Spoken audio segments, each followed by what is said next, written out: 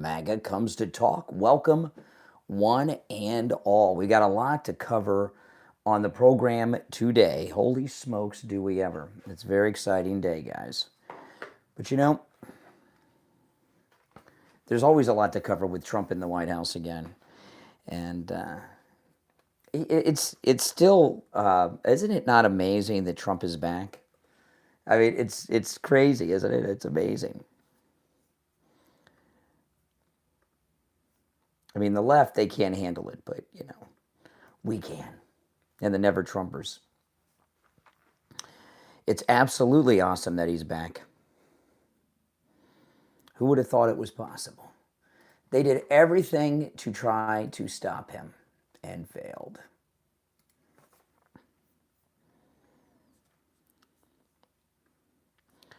The things they did to try to stop Trump's return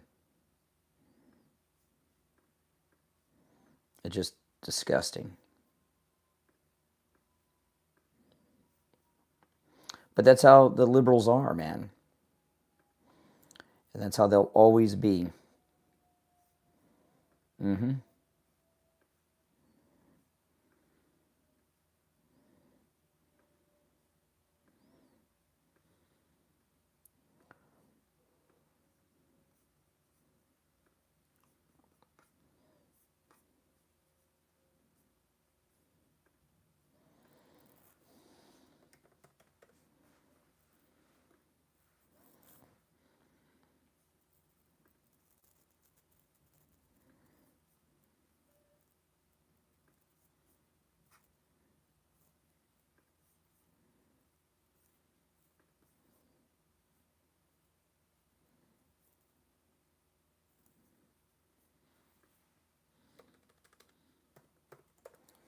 Welcome, everyone. If you're new, my name is Brian, and this is where MAGA comes to talk.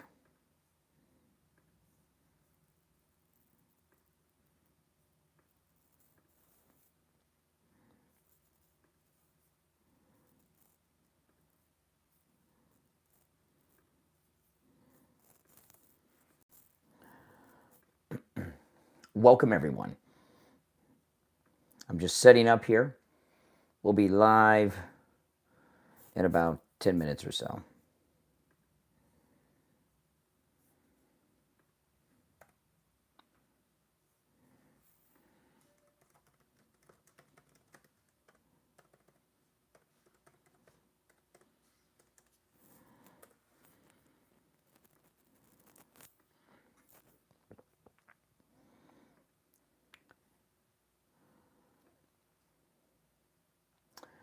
Welcome, Gina. Welcome. Hope everyone had a great Easter.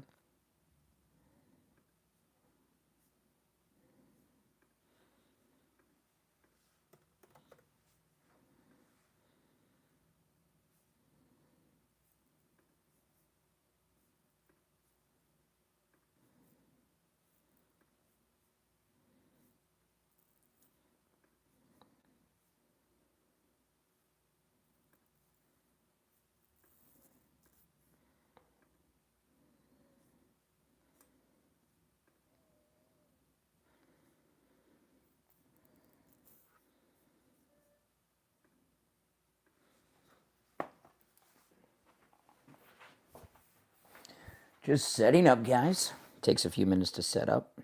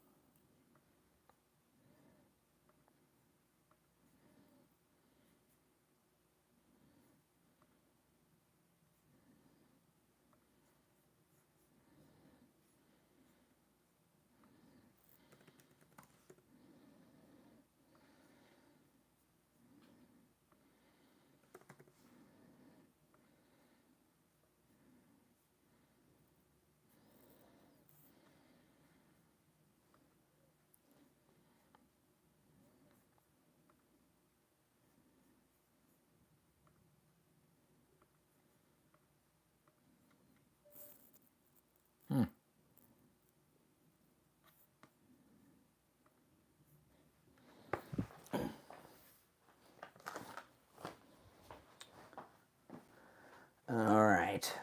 Pretty much all set up now.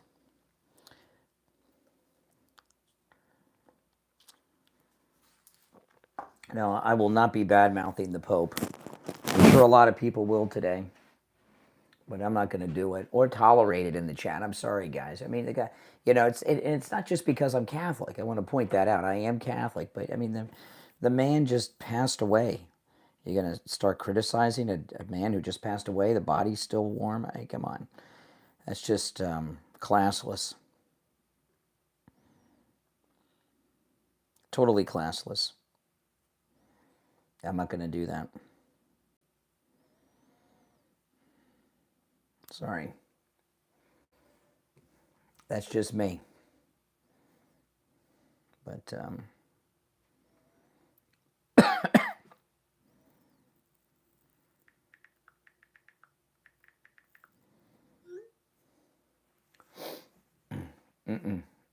nope, not going to happen.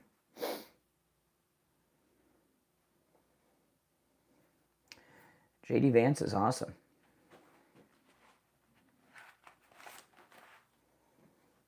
Now, if you're new to my channel, make sure you subscribe. This is where MAGA comes to talk. And for those that are new, I host a morning radio show on a whole bunch of FM radio stations and morning drive from 6 till 9 a.m. Eastern in Florida. And I'm live streaming on YouTube when I'm on the air. I take live calls. The toll-free number is pinned in the chat. And it's a toll-free call no matter where you're at. And all these calls are completely unvetted. Like this one. I'll take this one real quick here. You're on the air. What's your name? Mr. Craig. Hey, what's your name? Yeah, you called me? Hello. Yeah, you're on the air. Yes. Well, hello, boy. What we want to talk about this morning? Well, the show hasn't started yet. I'm a little early. You're early. Okay. You want me to call back? Well, I don't know. Listen to the show when I open up in a few minutes and then call back and you'll see what I'm talking about. That'll work. Thank you. All right, take care. See? That's the number right there. Somebody watching in this stream. So you can call me live on the air and you'll hear your call.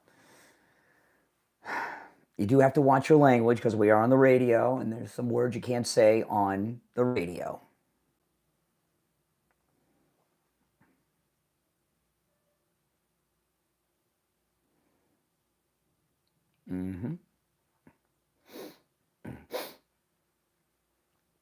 But we do have a lot to talk about today. Oh boy, do we ever.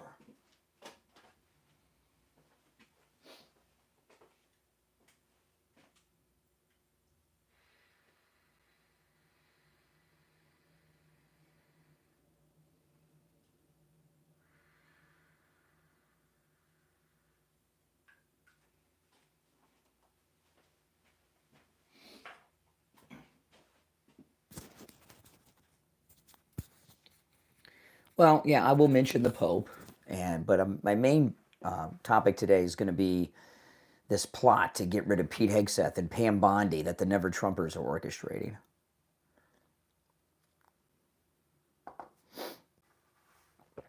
The Never Trumpers, they made a big mistake. Every headline today was about pushing Pete Hegseth out, and then the Pope passed away, and those headlines got pushed down.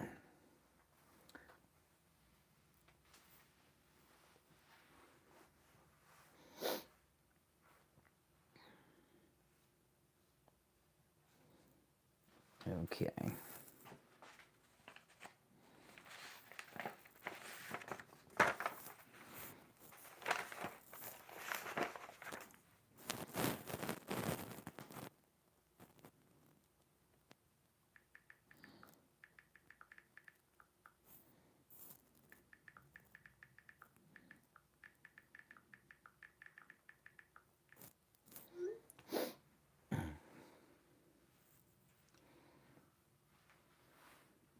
We'll be live on the air in about 6 minutes.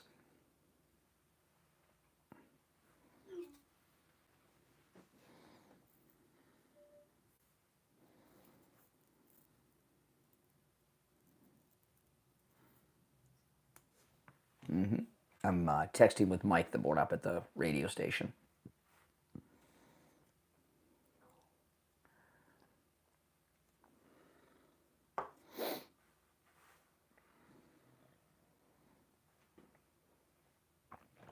I have to go to the radio station a couple times this week, so I'm just asking him what days those are if he knows.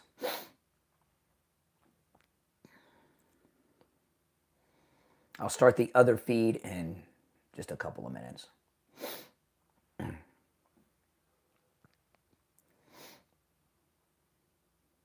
Welcome. If you're new, welcome to the program.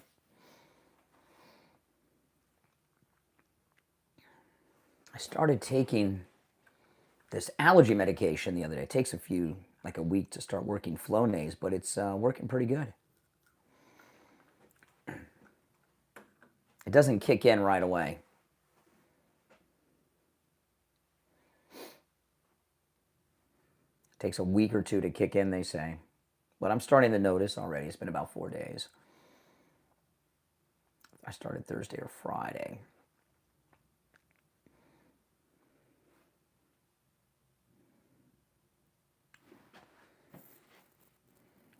So I have to go to the radio station on Thursday.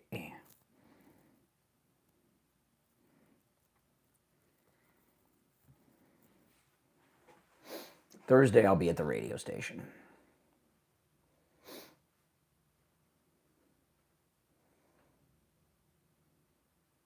Yes, John, we see your test. About 3.5 minutes and we'll be on the air. About. Now, this is most definitely where MAGA comes to talk. You'll see when I get started.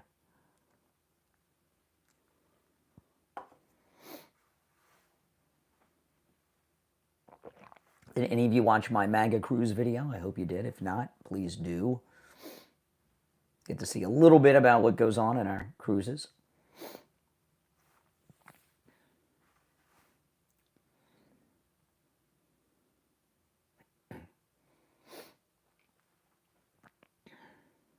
Oh, thank you, Kim.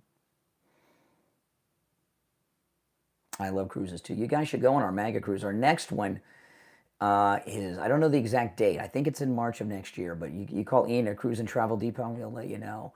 But we're going to Antigua, a couple other great places. And we're going to I believe we're going to, well, I know we're going to Antigua.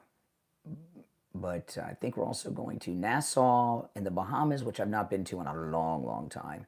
Looking forward to that. And the British Virgin Islands? Can't remember. But the pricing is unbelievable. It's 2019 pricing. We got an incredibly good price. So you're getting 2019 pricing on our 2026 cruise. It's a pretty good deal. And you got a year to pay for it too. It's a lot of fun. I really enjoy the cruises a lot. 2 minutes.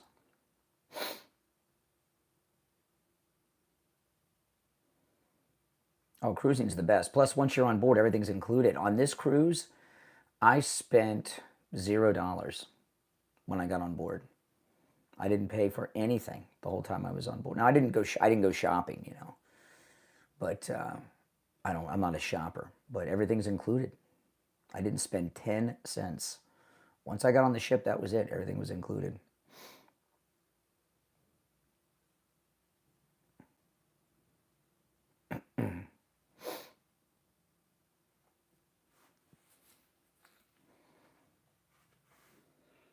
Mm-hmm.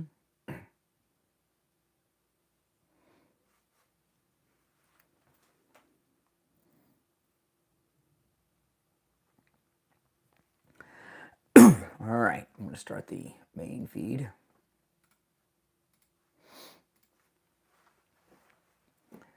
Welcome to the program, everyone. My name is Brian Craig, and this, of course, is where MAGA comes to talk. We got a lot to cover today.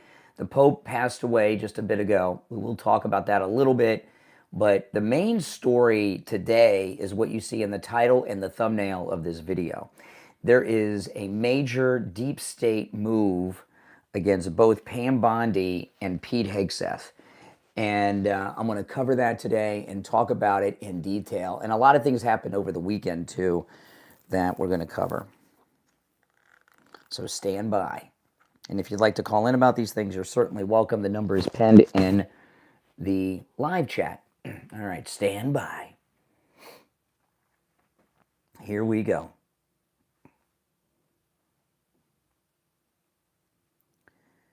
Well, welcome to the program, everyone. My name is Brian Craig. You are listening to Florida's longest-running radio show, The Steve Kane Show, on the radio since 1977, celebrating 48 years on the radio. It's Monday morning, a MAGA Monday morning, and we've got a lot to cover. The fake news media, the deep state, and the Republican establishment made a big mistake with their timing today. We're going to talk about that in just a bit. Now, of course, Pope Francis passed away early this morning, just within the last couple of hours. Pope Francis passed away, and I'm going to tell you right out the box, and this is not because I am Catholic, okay? I am Catholic. I've been Catholic, 10, 15 years or so. My wife and I converted to Catholicism years ago. But I am not going to be criticizing the Pope at all, and it has nothing to do with the fact that I'm Catholic. A lot of people that have shows like this will be saying a lot of negative things about Pope Francis. The Pope just passed away a couple hours ago. His body is still warm. Who says terrible things about someone who just passed away, right? Like that. It's classless and it's inappropriate, so I won't be doing it. So far as the Pope passing, it's a terrible thing, and we're all sorry to see him pass away. However, it's not one of those type of stories at this point that lends itself to a discussion on a program like this. I mean, what do you say? He passed away, and we're very sorry he passed away, the Pope. Where do you go from that? Now, there was a fake news story over the weekend about the Pope. The media should be disgusted, but they have no soul, the fake news media. They had a fake story that the Pope had snubbed J.D. Vance. Completely not true. J.D. Vance met with the Pope just yesterday. Okay, he didn't snub J.D. Vance, but I did see it. He did look out of it, the Pope. I saw it yesterday, and the bishops and the priests around him were doing all the talking, and he was just sitting there, and he did not look well. But the Pope did pass away. Now, there may be controversy when they name a new Pope, right? When they elect a new Pope, there may be a controversy with them depending on who they pick. I don't have a real favorite. I used to hope that they would pick Cardinal Dolan out of New York, but I can't imagine them ever having an American Pope, although I think that'd be a pretty cool thing. But Cardinal Dolan said some things a couple weeks ago that were shocking and disturbing to me. So I'm not as big of a fan of Cardinal Dolan now as I was like 3 weeks ago because of some things he said. But the passing of the Pope, other than saying he passed away and it's a terrible thing, where do you take that on a talk show like this? You don't. There's nowhere to really go with it. But no, I don't support criticizing someone who just passed away. That is, especially someone like the Pope, that's just a low-life thing to do, isn't it? Yeah, but a lot of people will today. And a lot of Protestants, they hate us Catholics. I don't know why. While I've only been a Catholic for about 10 or 15 years, I have never heard a negative word about any Protestant denomination in any Mass ever or inside anything I was involved in a Catholic church. The closest I ever heard, and this wasn't about Protestants, when Obamacare was being debated, the church, one of the Catholic churches I go to, on Sunday, we were in Mass, and they brought in the priest from Priests for Life, who talked about Catholicism and pro-life and what it means and all that. But I've never heard a negative word about any Protestant denomination in any Catholic church setting I've ever been in. But I certainly hear a lot of Protestants badmouth Catholics all the time for some bizarre reason. But no, it's sad to see the Pope pass away. And, hopefully the next Pope, which they'll have soon, will be a good guy. I don't know. I don't follow all the cardinals. So, I don't know who's in line, but it will be whoever it will be. And then we'll talk about it then, maybe, if the person has some controversy. But the mainstream media, the deep state, or I should say the fake news media, the deep state and the Republican establishment, they are really making a move against Pete Hegseth and Pam Bondi, but their main focus is on Pete Hegseth. And their focus on Pete Hegseth is for a couple of reasons. The main reason, of course, is the military-industrial complex. You know, Pete Hegseth is cooperating with Elon Musk at Doge, and a lot of these ridiculous military contracts are history. Okay, that's it. Okay, you know, and that's the primary thing, because the military-industrial complex control over the United States government since the end of the Second World War has been insanely out of control. They should have no power at all, but they have so much of the power. I mean, second only to China, right? Military-industrial complex and the CCP basically have all the establishment politicians on the take. So, and some of them are on the take with both. So they want Pete out. The other thing they want with Pete Hegseth, they want him out, is the Trump cabinet, the Trump administration is tight, man. It is a tight administration. They're loyal to America, they're loyal to MAGA, and they're loyal to President Trump. And there's no leaks coming out. In fact, Pete Hegseth just fired a whole bunch of leakers that were people working very close with him, including people that he had brought in himself, that he had been friends with for years. And you're telling me that a couple of days after the leakers are fired by Pete Hegseth, and they should be arrested, all of a sudden they're bringing other controversy and the signal chat back and doing a push to get him out. When I woke up this morning, I got out of bed at 2 a.m. and I started doing my show prep after I took a shower. So about 2:15, I start my show prep. And in all the mainstream media, the lead story was fake Pete Hegseth scandals to get rid of him. And then, you know, a couple hours later, the Pope passed away and pushed those stories down. And now the Pope story is the lead story everywhere. But they get rid of the leakers, and then a couple days later, they're pushing for Pete Hegseth out with fake scandals again. That's not a coincidence. There's no leaking in this White House. You know, the first Trump administration, the cabinet was filled with leakers and saboteurs. And they don't have either now. And they just fired, how many leakers did Pete Hegseth fire? 2, 3, 4? I don't know. I lost track. A whole bunch. Okay? So they want him out. And they want Pete Hegseth replaced with someone from the Republican establishment. Their first choice would be Nikki Haley. You know, with her man hands and her immorality of having sex with men other than her husband in the family vehicle parked in parking lots behind bars and restaurants, and even in her government office when she was in state government. I mean, you know, she's a lowlife. But she's owned by the military-industrial complex, and she loves total war everywhere. So they really want her in there. Their second choice would be DeSantis, but I'm sure they have a line of people they'd like to push on Trump to be the defense secretary, who one would be leaking and also sabotaging everything he does. I mean, look what Pete Hegseth did. He renamed all the bases back to their original names. And he did it in a way they couldn't contest by finding other service personnel with those same names, like Fort Bragg as an example. Okay? And so that's what they're doing with him. There's also a big move to get rid of Pam Bondi. And this one is a little more undercover. Social media is filled with so-called MAGA people.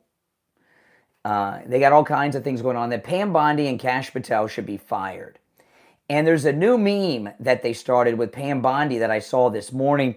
There's this new thing on social media of, there's some meme generator where you can make action figures of people. Any of you seen these? And they have the Pam Bondi action figure.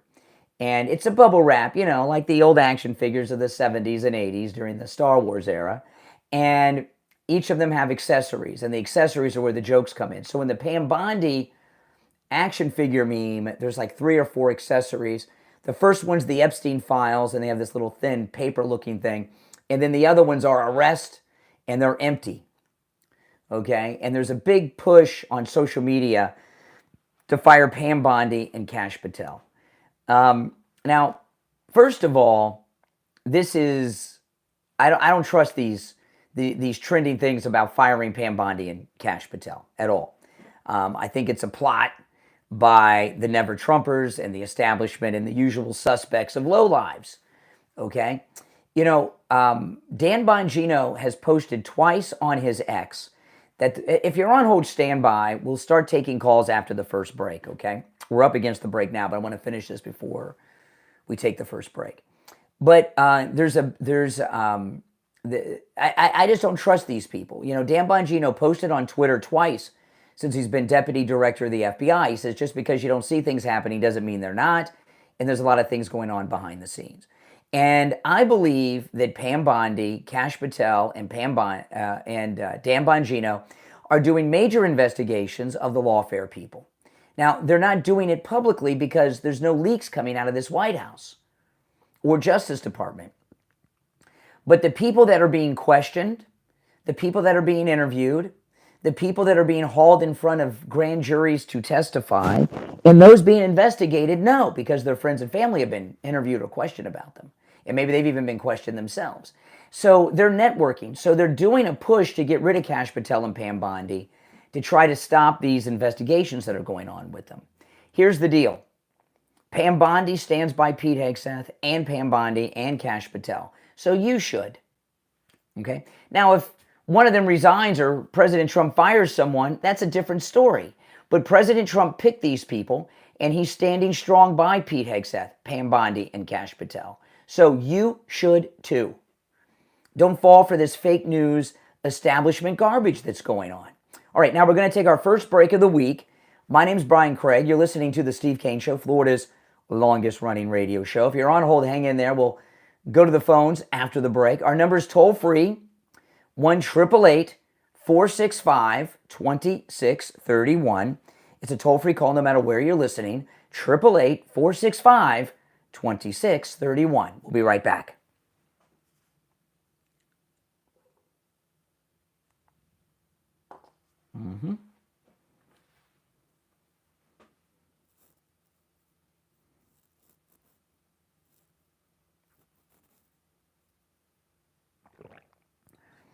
This is a radio station break. If you're on hold, hang in there. If you'd like to call in, the number is pinned in the live chat. You're welcome to call in. It's toll free no matter where you are watching. Yes, the Pope passed away. Oh, you saw me on Newsmax. Great. Thank you. Thank you. Yes, it was on my back porch. It was a nice day. It was like 81, 82 degrees. The weather was nice. So I said, you know what? I'm going to set up on the back porch. And it was nice. I thought the back porch was nice to be on Newsmax. It's amazing that you can do these national interviews in places like that, isn't it? It's crazy.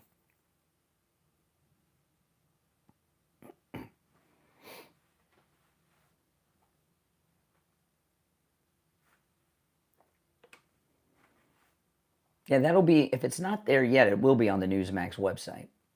I'll take a look during the next break and see if it's there. I'll go grab my laptop and take a look.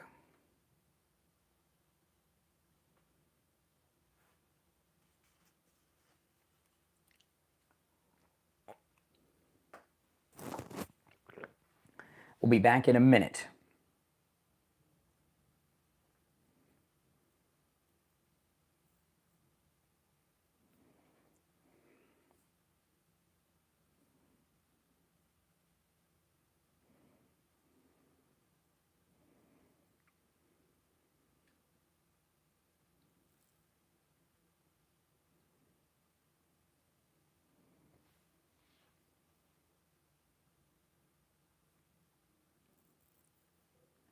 Stand by. William, thank you.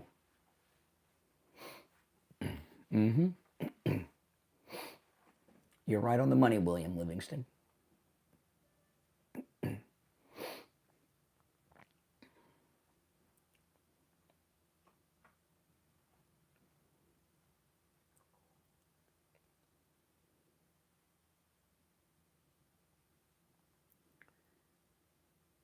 Welcome back, everyone. I'm Brian Craig. It's the Steve Kane Show. Callers on hold, hang in there. Our number, 1-888-465-2631. 888-465-2631. You're welcome to call in about anything I brought up so far. It's a toll-free call. You're on the air. What's your name? Where are you calling from? My name is John. I'm originally from Louisiana. I live out in the Rocky Mountains. All right, Good well, morning, Mr. Craig. all right. What's on your mind, John, in the Rocky Mountains? Well, Oh, I'm boy. a patriot to begin with. Ex-special forces, field agent for the CIA. And what just happened the last 4 years, I'm so glad. We was at war. All right. Appreciate the call. All right. You're on the air. What's your name? Where are you calling from? Brian from New York. Hey, Brian in New York. What's on your mind? Yeah, I think this Pete Hegseth issue here exposes kind of some clear hypocrisy, in my opinion, from what we're hearing from a lot of the right wingers. And I just wanted to talk to you about that. Who's showing hypocrisy?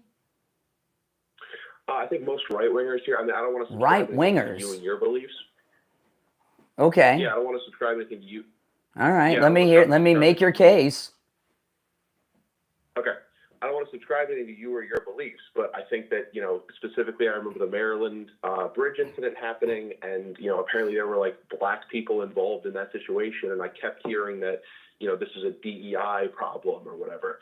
I can't imagine a world where a black woman, for example, does what Pete Hegseth has done, now multiple times, and you people don't expose that as a DEI issue.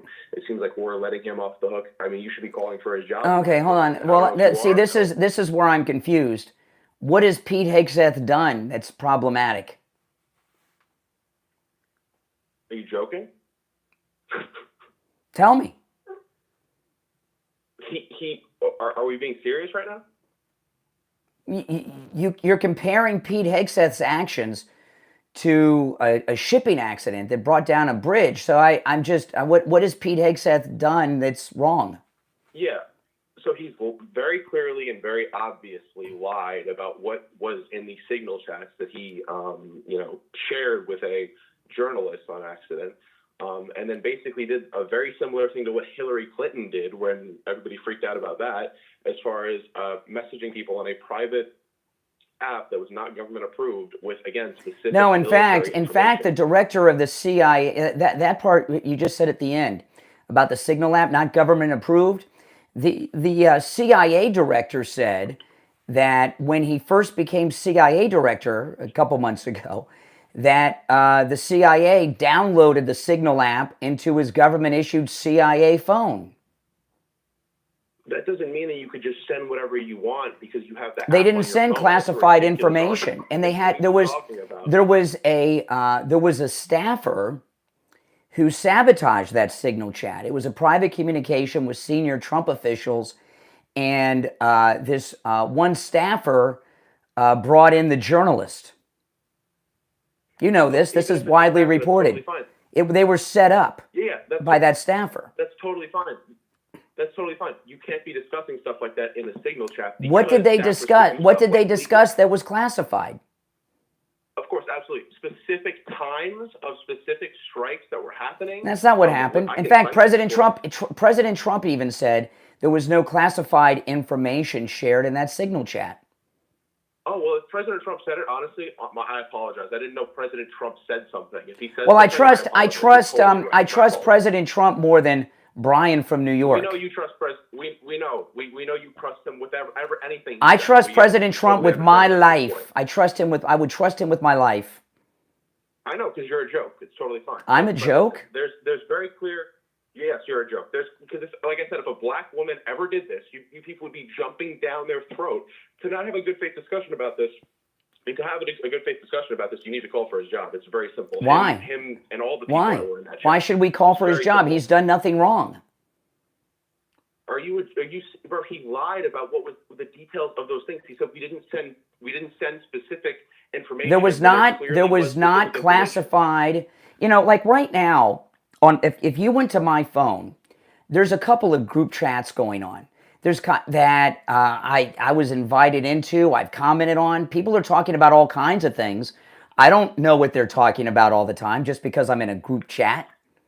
Some of these group chats have been going on for weeks and months that I'm in. Are you the Secretary of Defense, you moron?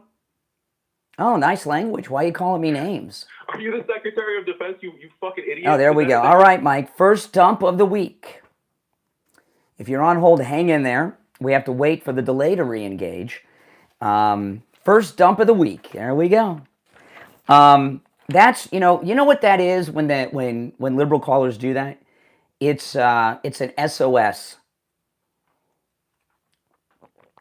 Right? When they don't have anywhere to go, they have talking points, right? And talking points really aren't designed for a prolonged discussion.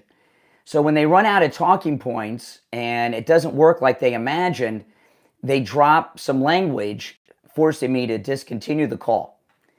So it's a lifeline that they use. But it gives me an opportunity to talk about Dr. Philip Appleton and his laser away pain treatment. It's amazing, you guys. I've been talking about Dr. Appleton for over 2 years. He's rid me of pain 7 times. 3 times in my shoulders. I've had 3 shoulder injuries from accidents and falls, and he's treated me, boom, my shoulders are back to normal. And I can lift, I can do anything. I am pain-free in my shoulders. He rid me of arthritis pain in my finger. He rid me of over 20 years, over 25 years of pain in my right knee. Gone. Boom. That was the first pain he rid me of, was my knee pain. And I had that pain since I was 20, 21 years old. And it was the worst during the rainy hurricane seasons here in Florida. It just hurt, and it hurt a lot. But not anymore. I'm completely pain-free. In fact, it hurt so bad that back before I met Dr. Appleton, I used to keep a chair next to me when I was on the air on my left side, and I would lean on it so I didn't have to put weight on my right knee during the show because I was in so much pain.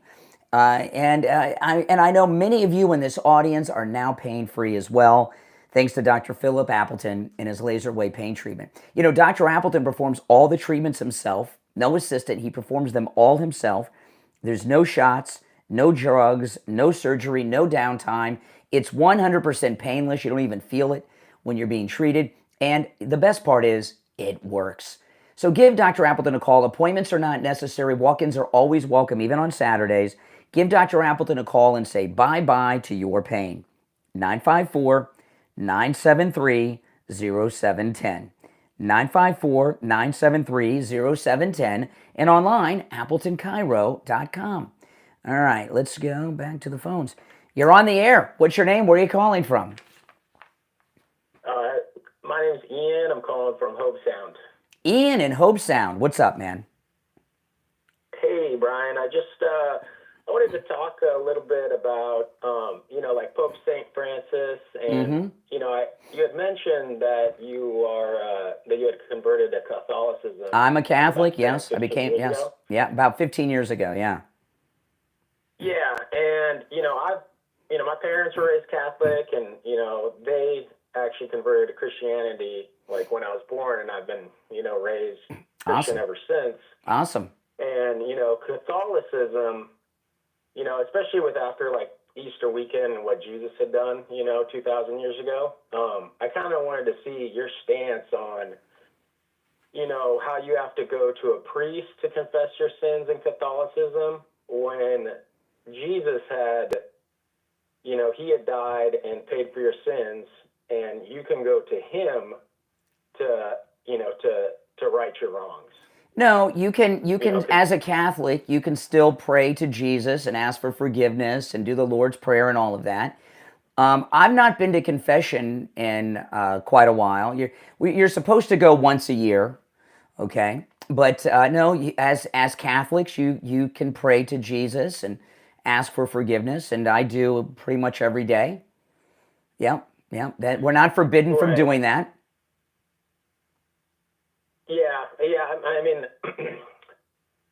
I think what I'm trying to get at is like Catholicism has all these traditions and rules you have to follow, and Well, like what that you have? What's your beef with?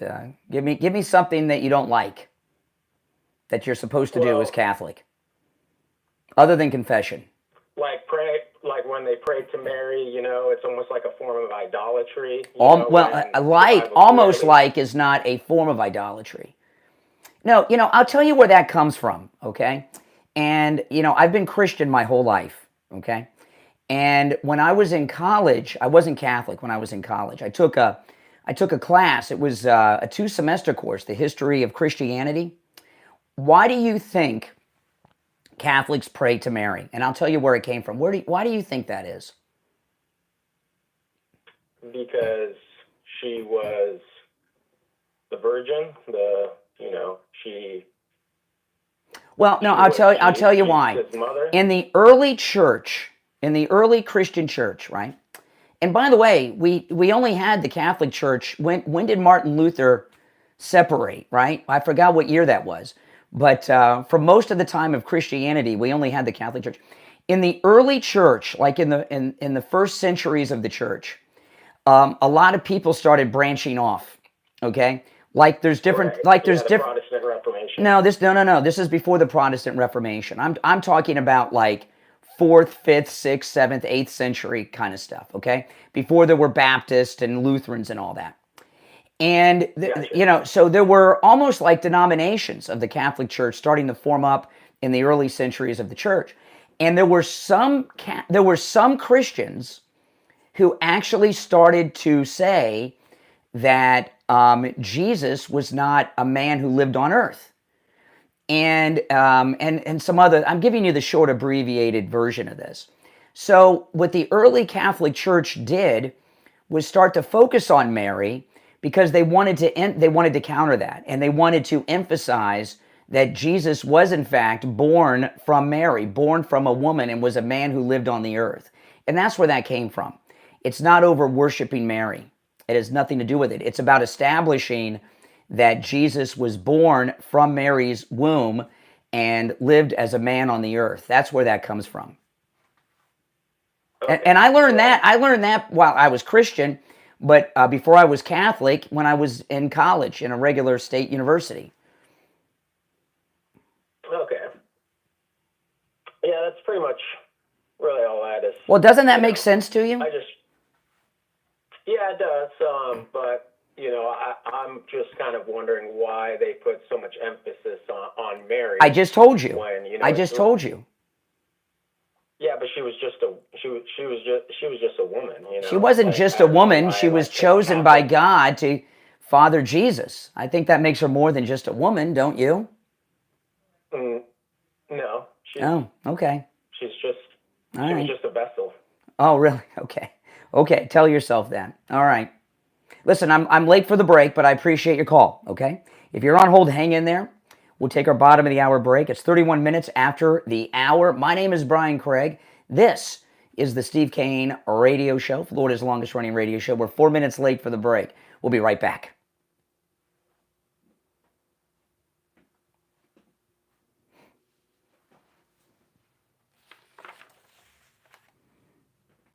I don't know if any of that makes sense, but to you guys, but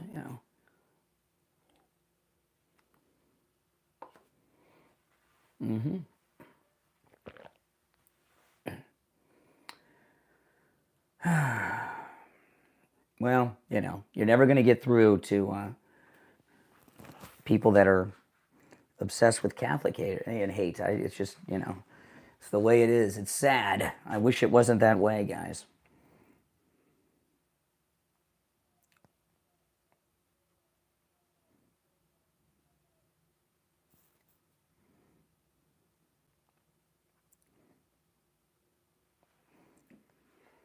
Okay.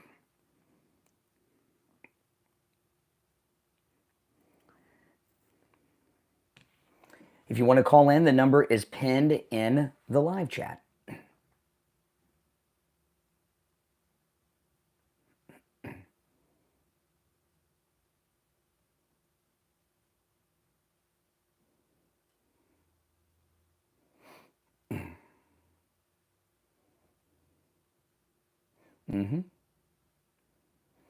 Yep, yesterday was my birthday. Thank you, Michael. I appreciate it.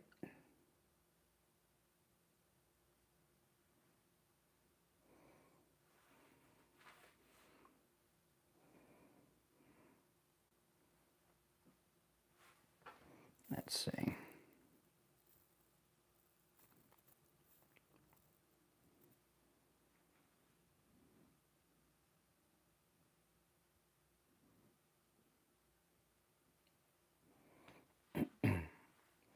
Thank you, thank you.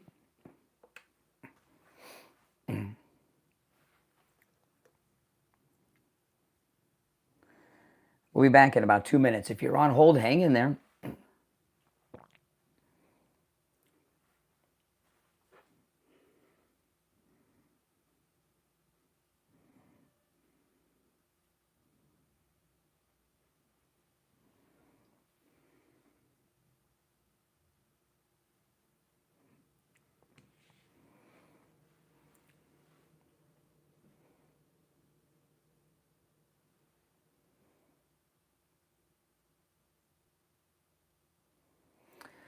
Yeah, if you're new, make sure that you subscribe. This is most definitely where MAGA comes to talk.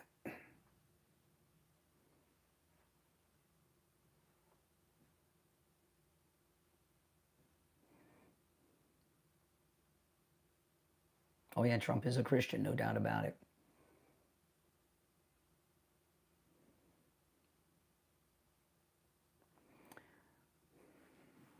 If you're on hold, hang in there.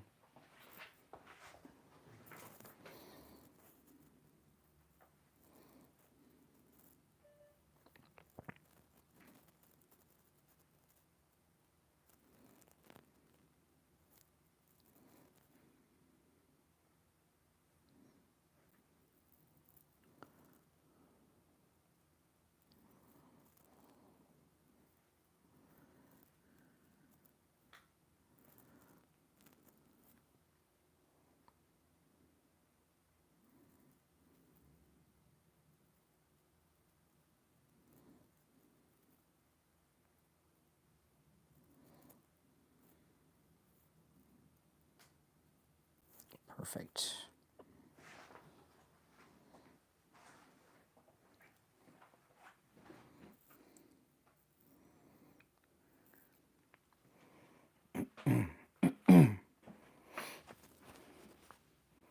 Twenty seconds, we'll be back.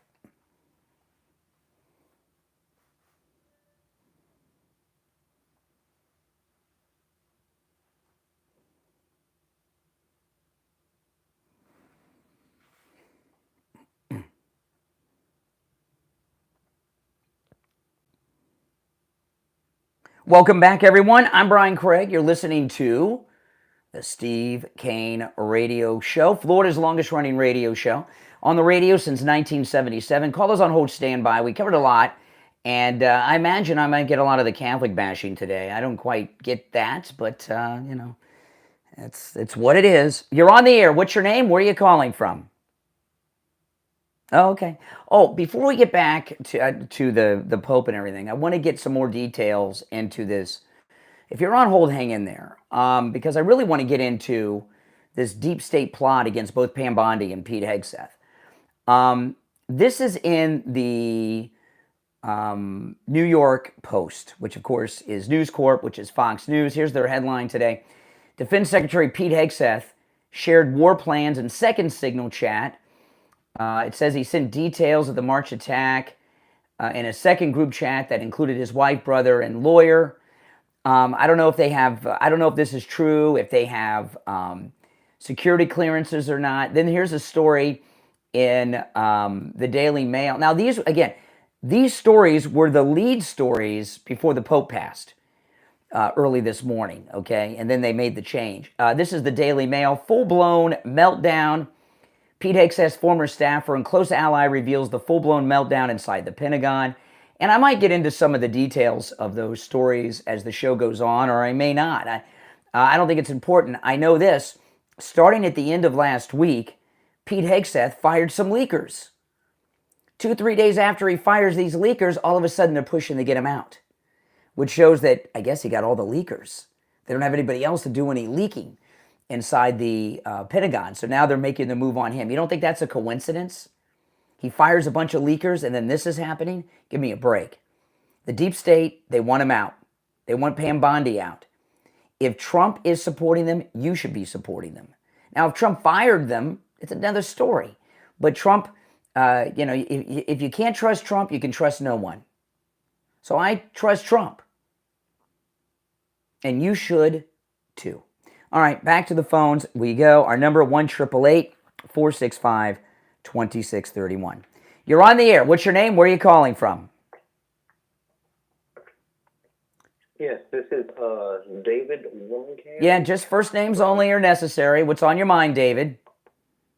Well, I was just sharing in response to one of the gentlemen that I heard speaking last about the Catholic. So I hope it's not Catholic. No, that's fine. Go ahead. Well, go ahead. Not Catholic. Much love to all the Christian community.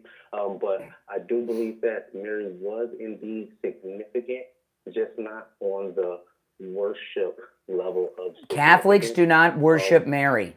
That is not true. Catholics do not worship Mary. That is a Protestant urban legend. We do not worship Mary. Right, so I'm not making the accusation. I was just stating the significance. We also don't worship statues. We don't worship statues of saints. We don't do that either. Right. But lastly, I just wanted to say I love your content. I'm a huge fan, big follower, and I hope you continue to do what you do. And God bless. Thank you very much. Appreciate the call. Yeah, maybe some of you Protestants should go to some Catholic masses a few times, okay, and find out what really goes on in there. You're welcome to come. You're on the air. What's your name? Where are you calling from? Brian, this is Richie. Hey, Richie. I'd like to address the gentleman that cursed you out. Oh, yes. From New Jersey, the first caller. No, that was the guy. That was Brian from New York. Brian from New York did that. Oh, Brian from New York. I wonder if you were calling up Brian from Boca Raton on the radio and complaining about Secretary Austin when 13 military people lost their lives and about 30-something got maimed for life, and we had to beg our enemy, please give us safe passage out of an airport as we left with our tail between our legs and our planes with a bunch of people hanging all over. And that's exactly what I was going to ask him until he dropped the language bomb, and we had to let him go. Yeah, I just wonder if he called you. And you also left out all the brand new military equipment, including the new Apaches with our latest computer technology behind. Yeah. Yeah, as we can watch parades of our enemy going around in our new equipment. In fact, Austin, Secretary of Defense Austin, when he was done, the Taliban had the 4th largest air force in the world. Right, and he also took off 2 weeks to get an operation on his prostrate and let nobody know about it. He was absent. Nobody knew. That's right. Even the president, who didn't know what was he going was on, AWOL. didn't even know. Could you imagine? They didn't go after. Yeah, did they go after him then? I mean, that was the bigger. And by the way, Pete Heck said might have mentioned that we were going to attack, but that was a pretty big area. There was no specific targets that were put on that thing. So, I mean, listen, by the way, it was all over the news that we were going to attack because they were attacking. It was all over the news. Before we attacked. Yeah. He actually mimicked, they were just waiting for the time to happen. So he said, okay, it's on. If you're going to get him for that? I mean, it's ridiculous. And I want to say something about Catholics, okay? And I went to as a kid growing up, I actually went to a Protestant church. The problem with a lot of people, they look at the Pope, and I'm not talking about individually, and I feel sad that he passed away, but Catholics put everything into the Pope. He's the head of the church, and no, he's not the head of the church. Jesus is the head of the church. Yeah, and he's second in charge because Jesus, you don't pray directly to Jesus to ask him for your sins. You go directly to a priest and sit in a little box. No, you can do both. You can do both. Why would you go to a human being and pray, and tell him what you did wrong? That's what the difference is. You can do both. You don't have a direct line to God. That's not true. That is not true. That's another Protestant urban legend. It's a tradition in the church to go to confession. You're supposed to go once a year, but I've not been for a long time. If you don't go, you can't receive communion. And the bottom line is that Yeah, you can. If you can receive communion if you're in communion with the church, which means agreeing with the church doctrine, which I do. But so in other words, without going to confessing your sins, you can go get communion Sunday. Yes. You could go without saying anything. Yeah. Yes. That's fine. Yeah. I didn't know that. Yeah. I didn't A lot of the I'm things. open Listen, to a lot of the things you hear about Catholics is fairy tales and make believe, and in a lot of Protestant churches, they preach hate against Catholics. I don't know why. Well, no, I once was at I was at Calvary Chapel once. This was after I became a Catholic. I was at Calvary Chapel once, and Steve and I went over there for a service for something that I don't want to get into right now. And I was there early, so I went into the Calvary Chapel bookstore in Fort Lauderdale, and I'm looking through their books. They had a section on cults, and they had a book on they had books on the Catholic Church in the cult section. I mean, give me a break. We're all Christians. We all accept Jesus. It's nonsense. I'm going to say something to you. You just brought something up, and I have to tell you this: that the Jews, the Catholic Church was very, and you're going to say no, it's not true. During World War II, they were very anti-Semitic against Jews. There was a major rift in Europe. Yes. In Europe, so where anti-Semitism was born. I mean, Europe's always been anti-Semitic, and the Pope was behind all of that. Yes. So when you say cults, I mean the books were written about the Pope is a man. He's not Jesus. He's not God. He's a man. And men do what? And what do men do? And what do men do? They sin. Yeah, but everybody's bending down and kissing rings. And people get excited over celebrities. The Pope, what the Pope really is the Bishop of Rome. That's what the Pope really is, the Bishop of Rome. Okay? And it's turned into this royal thing and ceremonial thing. Yeah, but he's just the Bishop of Rome. My father said, listen, when the first Pope went through Israel and he was in the bubble, my father was alive at the time. Oh, John, 1971. They didn't have the bubble until after John Paul got shot by that Muslim. Well, okay, he might have been, but he said, my father said this, and he was Jewish. My mother was Catholic. Okay, my father said when Jesus went through that, he was in rags. The Pope is covered in gold with gold everywhere. I mean, the difference is that man has turned it into a business. And the Catholic Church is the most biggest business I've ever seen in my life. Pope Francis was one of the most charitable people ever. In fact, when he first became Pope, he would put on priest clothes and go out in Rome and help the poor. He'd go undercover. And he did it when he was a cardinal in Rome too.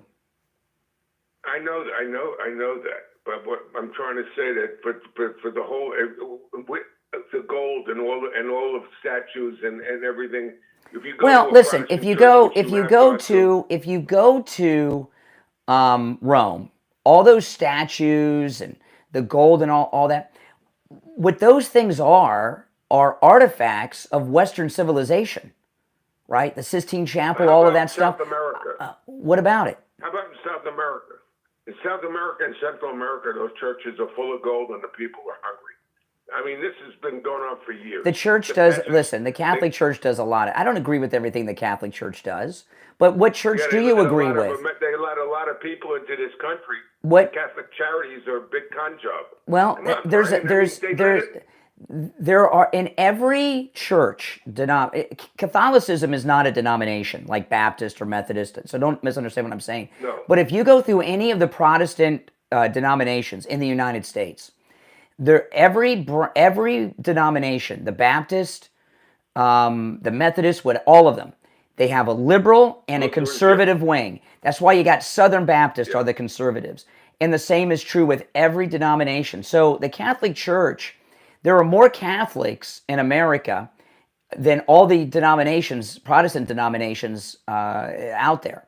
So when you have an organization that's that big, you're going to have some liberal loons in it.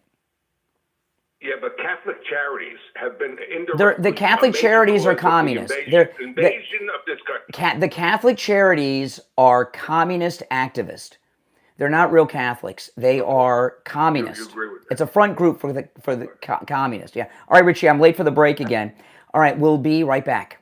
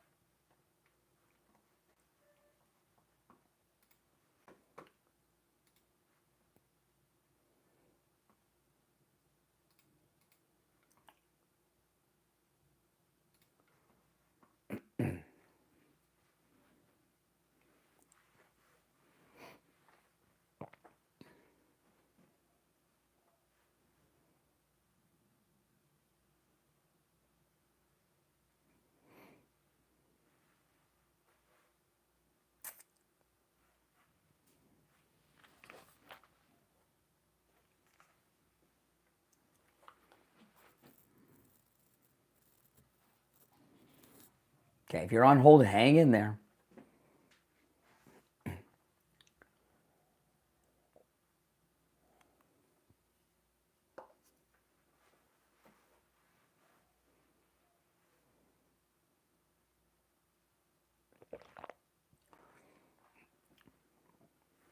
Let's see.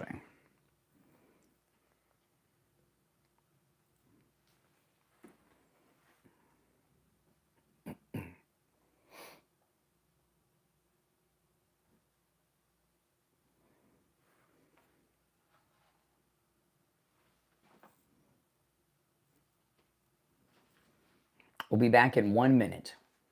If you're on hold, hang in there. If you want to call in, the number is pinned in the live chat.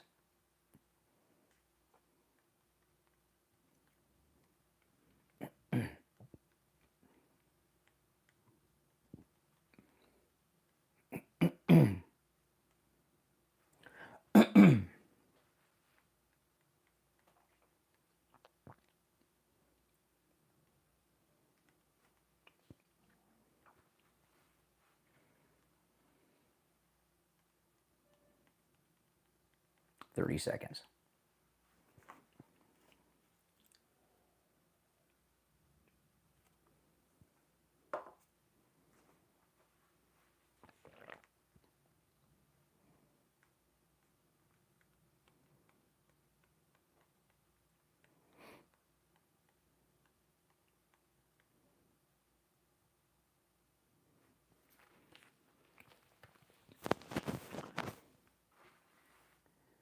Welcome back, everyone. I'm Brian Craig. You're listening to Florida's longest running radio show, The Steve Kane Show, on the radio since 1977. Our number is toll-free, 1-888-465-2631, 888-465-2631. It's a toll-free call, no matter where you're calling from. Now, you can see by the calls today, I could do an easy show, on the death of the Pope.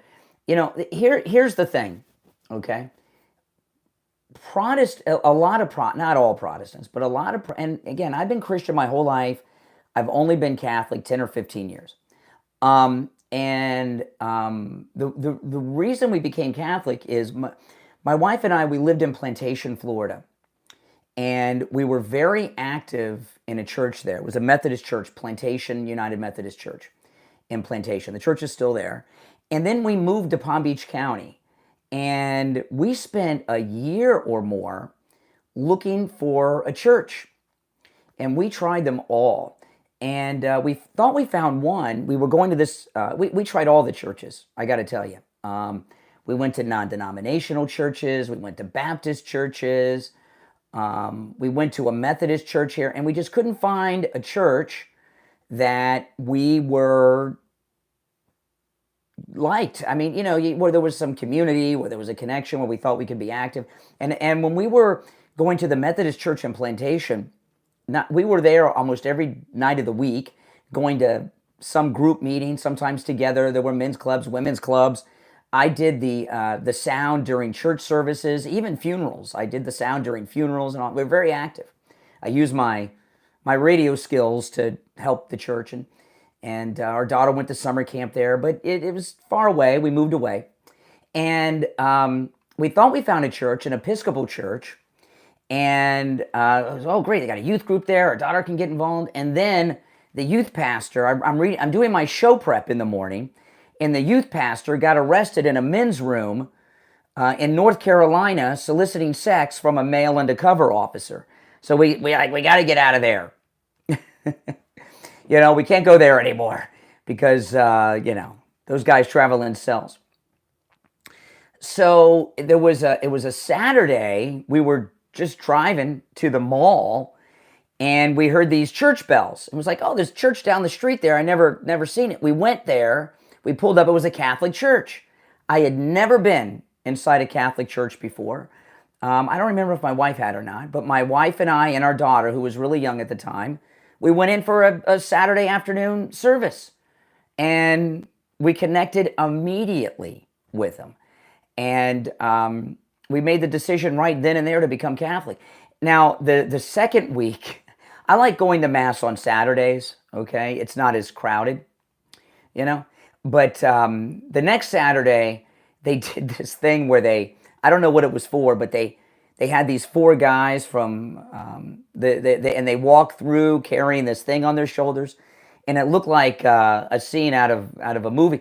And I told I said, if we'd have come this week, I would not have understood what was going on. I would, But we became Catholics right then, and it's really not that different than a Protestant church. It's just a couple things happen, okay?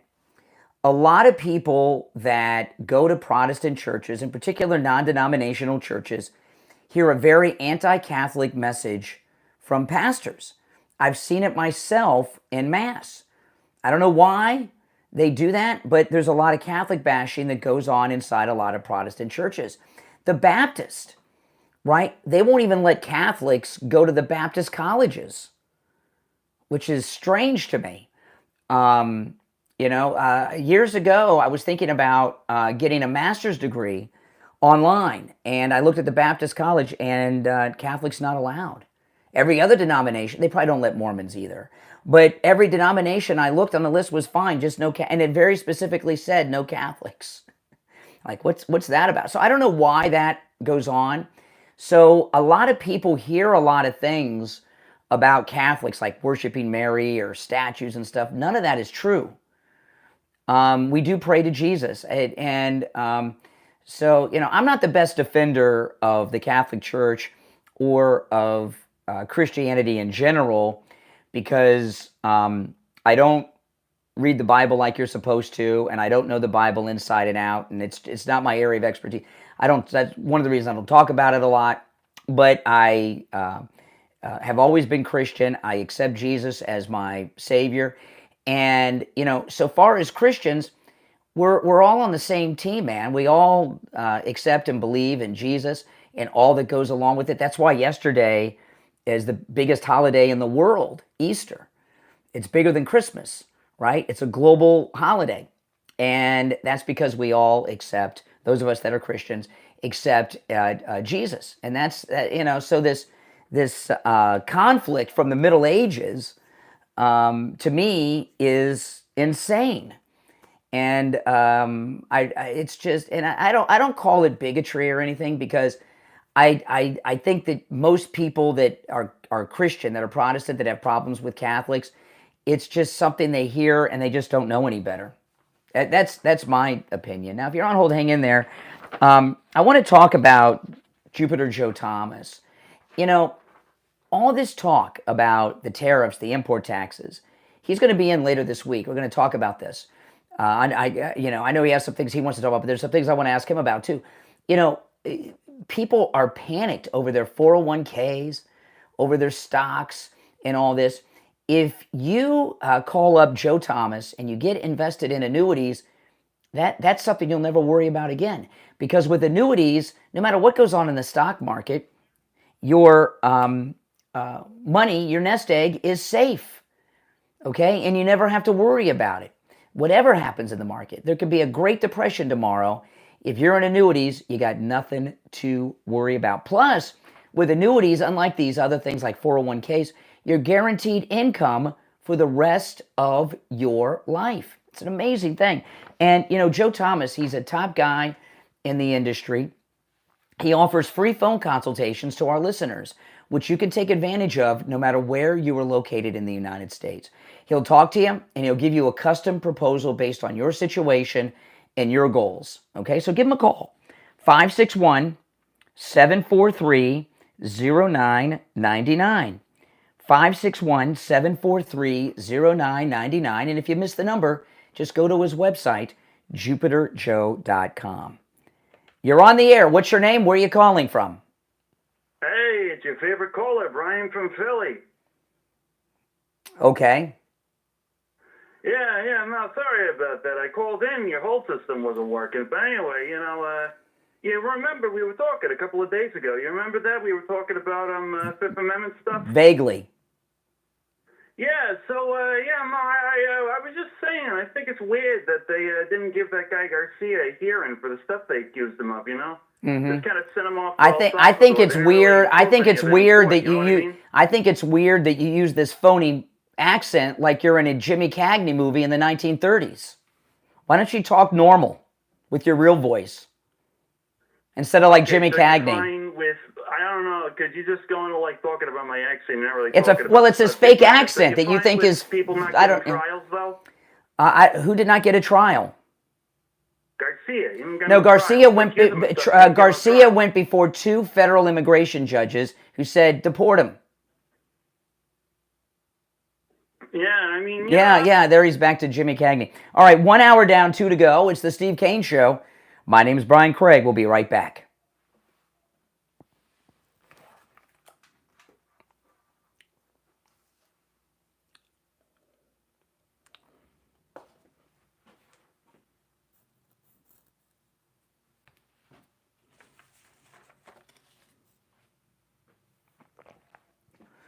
Oh my goodness. That was just enough time for that guy.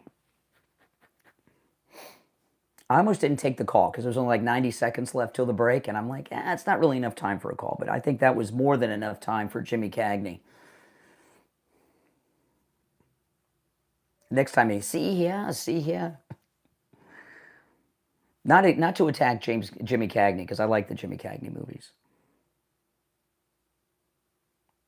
They're very good. Yeah, see here? Yeah, weirdo.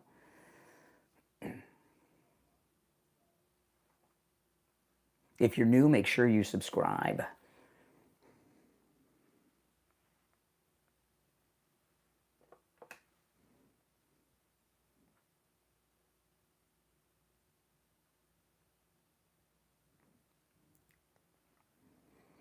We'll be back in just over a minute. If you're on hold, hang in there.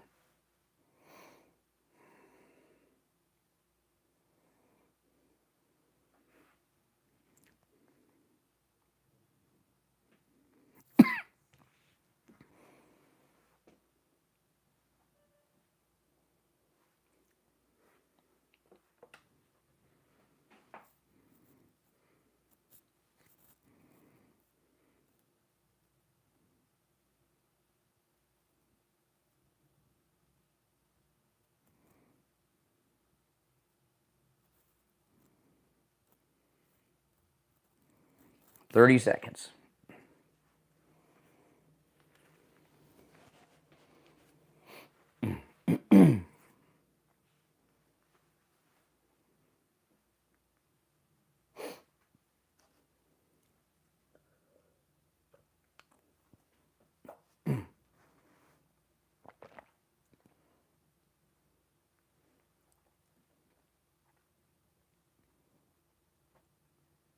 Welcome back, everyone. Hour number 2 has begun. It is Monday. I'm Brian Craig.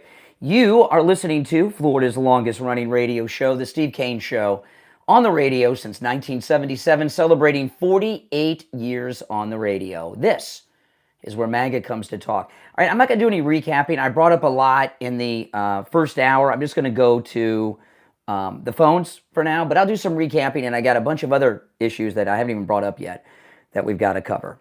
You're on the air. What's your name? Where are you calling from? Yeah, no, we got cut off. That was weird. Hold on, Jimmy Cagney. It's one. Slow down. It's one call. It's one. I'm just saying, Brian.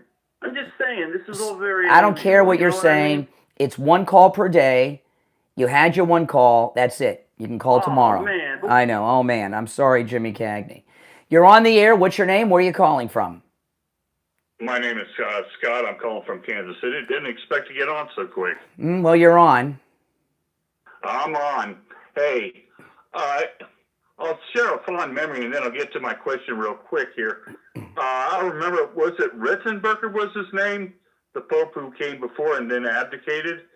He, when he was named as Pope, on our NPR station, we had Jane Fonda, who just went spastic about how conservative he was. Who are you talking about, Pope Benedict? Yeah. Well, yeah, I make it a point. Oops, sorry about that. I hit the wrong line. I make it a point not to pay much attention to Jane Fonda. Yeah, but she's VC. Just having her go gouted was just a little fun to me. Just a little fun. Yeah. Anyhow, is there any the vote is supposed to be inspired. Is there any direction what they might go insofar as naming a pope? I'm sure we'll start hearing that today and tomorrow. I don't follow all the bishops, so who knows? Who knows? Oh, I remember you saying that. Yeah. I mean, who follows the bishops? I mean, who knows who all these bishops are? I don't know. It'll be who it is, and then there may be a controversy with that. Yeah, so that's where you would get the inclination as to what direction they might go. Well, I don't pay attention to that. Like Pope Francis was pretty liberal, right? When it came to not just immigration, but he was into all the global warming scam and all that stuff.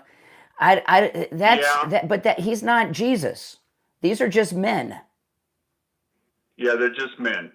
I heard a lot of divisive stuff saying he was the woke pope and such like that. That's not my words. I'm just reporting. But I never will criticize the Pope. They'd have to do something really bad. I mean, I shouldn't say I would never criticize the Pope. They'd have to do something pretty bad. But I don't really follow the popes that much or listen to their political ramblings. That's to me is not what Christianity and the Catholic Church are about. Yeah, and most people don't know that the Pope is just the Bishop of Rome. That the seat of a cathedral, only three entities can sit in that seat: the Archbishop, the Pope, and Jesus. Yeah, and there's all this scandal with the Church, the Catholic Church. I mean, look, the whole Protestant sect of Christianity was formed because Martin Luther wanted to have sex with a nun that he married, right? So it was his, so that's why he left the Catholic Church. I know they have some stories about indulgences and stuff. That's all BS, I mean, and look at the Church of England, which is the Episcopal Church in the United States is the Church of England. Henry VIII. Yeah. Henry VIII wanted to get divorced. The Pope said no, so he started his own church, and then stole all the church land, right? Which the royal family still have today. So, all these man-made churches, whether it's the Baptist Church, the Church of England, or whatever, the Lutheran Church, the Methodist, whatever it is, these are all man-made churches, and there's always problems. And because men are sinful. That's why Jesus came, right? We're sinful. And I don't know why people hate Catholics so much that are Christians. We all accept Jesus, so we're on the same team. We shouldn't be bashing other Christians. You don't hear me. I mean, and not too long ago, I even heard that I heard on a live broadcast that somebody said, and in an authority position, that Catholics are not really a Christian church. And I thought, nonsense. Oh my gosh, it is the church. That's crazy. And the Catholic Church is not a Christian denomination. It is Christianity. Okay, well, It's not a for denomination. educational purposes, I'm glad you made that point. Yeah. All right. I appreciate the call. All right. Take care. Take care. All right. You're on the air. What's your name? Where are you calling from? Good morning, conservative Doug. Oh, hey, Doug. Wow. So you mentioned earlier that the social media is making all these fake stories. You know, I was on Facebook Marketplace, and the first thing I see is Cash Patel is out. Then the next time I go on, I see that JD Vance steps down. And these people, man, oh man, and that person who called that you had to dump. They won't believe in this stuff. And Yeah. As soon as I saw it, I said, get out of here. That's ridiculous. But there they are. They're trying, and there's certain people that Well, believe they, this crap. you know, Pete Hegseth got rid of at least 3 leakers in his immediate circle, and then this 4th guy resigned. So I guess that he was afraid he was going to be next. And so you're telling me 2 days after he gets rid of all these leakers, all of a sudden there's all this Pete Hegseth scandal? It shows you how airtight the Trump administration is. Appreciate the call, Doug. Give me a break. You know, if you're with Trump, you support his cabinet. It's one and the same. All right, let's go. You're on the air. What's your name? Where are you calling from? Jeff from Maine, Brian. Hey, Jeff. Hey, I woke up at 2:30 this morning. About 3, I was watching Pam Bondi's. It was really a speech, but she was live on TV. It was a rerun of her going down about how boys and men will not be in bathroom, locker rooms, and sports, and how these girls work their whole life to have their careers destroyed by some boy that wants to be a girl. And she lambasted all the media, and the governors are against this, and I cannot wait for her to stop prosecuting these people that are going to go against Title IX. This is a defining moment in U.S. history when President Trump signed that executive order. There are 2 genders God created, male and female, period. End of discussion. Well, that's just science. But, you know, we have women's sports for a reason, right? And you see the women are getting I give you an example, okay? Before this transgender stuff happened, and you guys can Google this and look it up. The U.S. women's World Cup soccer team that was led by that purple-haired weirdo, okay? They lost a soccer game to a team of middle school boys. Middle school boys beat the women's World Cup team, okay? Led by that Patty LaPone, whatever her name was, Megan Rapone, okay? And, you know, the reason we have women's sports is so they can have sports and compete. Not for a bunch of people with, you know, what the transgendered athletes are, most of them, not all. Some of them are probably just want to be in the girls' locker room, right? But a lot of them, what most of them are cheaters. They can't make it in the boys' team, so they become the girls' teammates, and then all of a sudden they're making world records. They're cheaters. And it's disgusting. And you know, Bruce Jenner was getting interviewed by some guy once, and he said, you know, call me she, call me Caitlin. And he says, I'm going to call you by your God-given name. And he says, if you don't, I'm going to punch you in the mouth. And the guy goes, oh, that's real ladylike. And, oh, my God, I laughed so loud. But you know what? If a man has his genitalia cut off, all removed, he's still a man. Well, hold on. And he's still stronger and better than women. Bruce Jenner, Caitlyn Jenner. You know, it's a funny thing about this Bruce Caitlyn Jenner thing. When I was a kid growing up, right, it was after the, you know, because I was 5 during the 1976 Olympics, which is when Bruce Jenner won all the medals in the triathlon. Bruce Jenner was the definition of what it was what a man was, right? All the way through the 80s. I mean, he was even on chips, you know, and it was on Wheaties. Yeah, it was on the Wheaties boxes and all this stuff. It was, I mean, Chips, the TV show. Larry Wilcox had a contract dispute. They brought him in. I mean, you know, he was this is what a man is Bruce. And now look, but we find out he was even cross-dressing back then in secret. But he has said, I've seen Caitlyn Jenner on Fox talk about this many times, said that what they're doing in sports is wrong. He's on the right side on this issue. He said, you know, he said, if I would have, he said, I was cross-dressing back in the 70s. He said, I won all those medals in 76. What if I came back in 1980? Now, in 1980, Carter boycotted the Olympics. They were in Moscow over the Russian invasion of Afghanistan. But he said, if I would have come back in 1980 as a woman and I would have won all the medals, would they have allowed that? Would that have been right? He said, no. You know, he said, I could have won all the women's medals in 1980. You know, so he's on, Bruce Caitlyn Jenner is on the... You've got to give him... give him credit for that. Yeah, he's on the right side on this issue. So whoever that was giving him a hard time, I don't think people should be giving him Caitlyn Jenner a hard time on this, because he's a voice of sanity in this, believe it or not. Wow, I didn't know that, Brian. I'm glad you told me that. Yeah. But men are men, women are women, boys are boys, girls are girls. And the insanity of the mainstream news media, the Democrat Party, with the problems in America, it goes back to when they removed God from schools. Yeah. And all of this stuff has evolved from that. Well, if you go to if you go to any of the communist countries, they're all atheist. They you know, communists, which is what the Democrats are. That's right. They want Christianity out of public life because there's a morality that is there's a morality from Christianity that interferes with their socialist agenda. And the reason is they want to be God. They want to be the ones that make the decisions and say who lives and dies and all of that. That's right. It's really a sick. That's it's a real. You know, no religion. I'll just say this last thing. What is the duty and purpose of religion? And the Bible gives a quote. It says to visit the widows and orphans and give to the poor. That's the duty of religion. Yeah. All right, Jeff, I'm late for the break, but I got to appreciate the call, Jeff, from Maine. We'll be right back.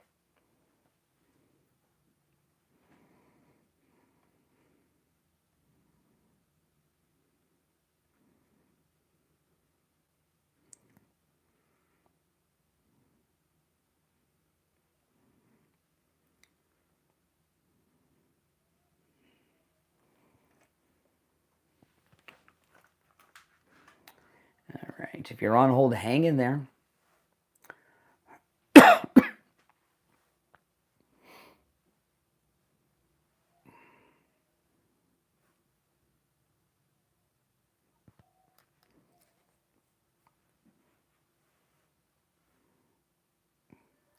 If you're new, make sure that you subscribe. Okay.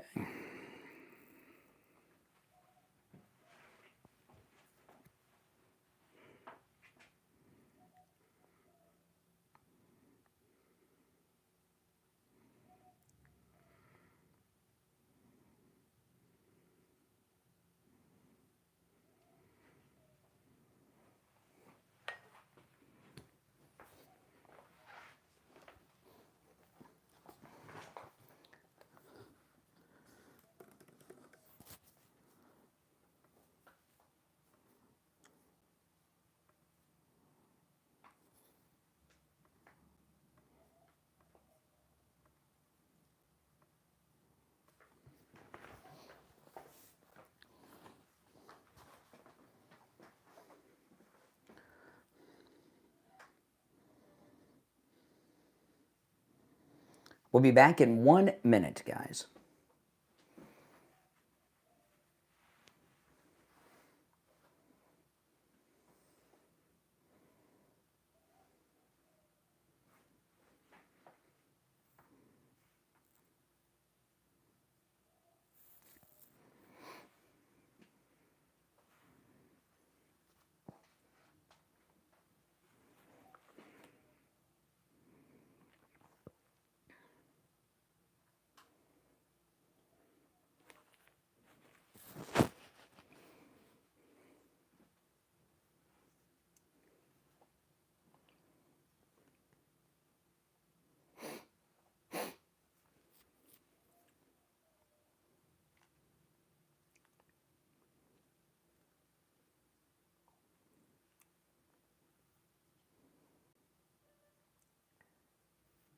Welcome back, everyone. I'm Brian Craig. You're listening to the Steve Kane Radio Show, Florida's longest-running radio show on the radio since 1977. I'll take some more of these calls before we bring up anything new or recap.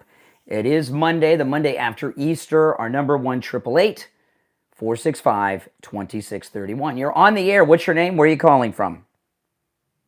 Hey, good morning, Brian. I'm calling from New Orleans. My name's Ken. Hey, Ken. Yes. Hey, man, I just want to say about this Garcia trash from Venezuela. I mean, he's had due process twice already, which he shouldn't even have been awarded due process because he's not an American citizen. And I keep hearing the Democrats say, bring him home, a Maryland man, Maryland dad. He's not a Maryland man, and he is home. Yes, and that's right. The hills that the Democrats choose to die on is exactly why they lost the election. And if they keep I hope they keep choosing to die on these hills because they'll never win another election again. Yeah, and David Hogg is becoming the voice and face of the Democrat Party. That's perfect, because he's one of the most unlikable people there is. Yeah, and I would say from that caller earlier too. Which I one? also trust President Trump. The guy that I believe the idiot from New Jersey. Oh yeah, Jimmy Cagney.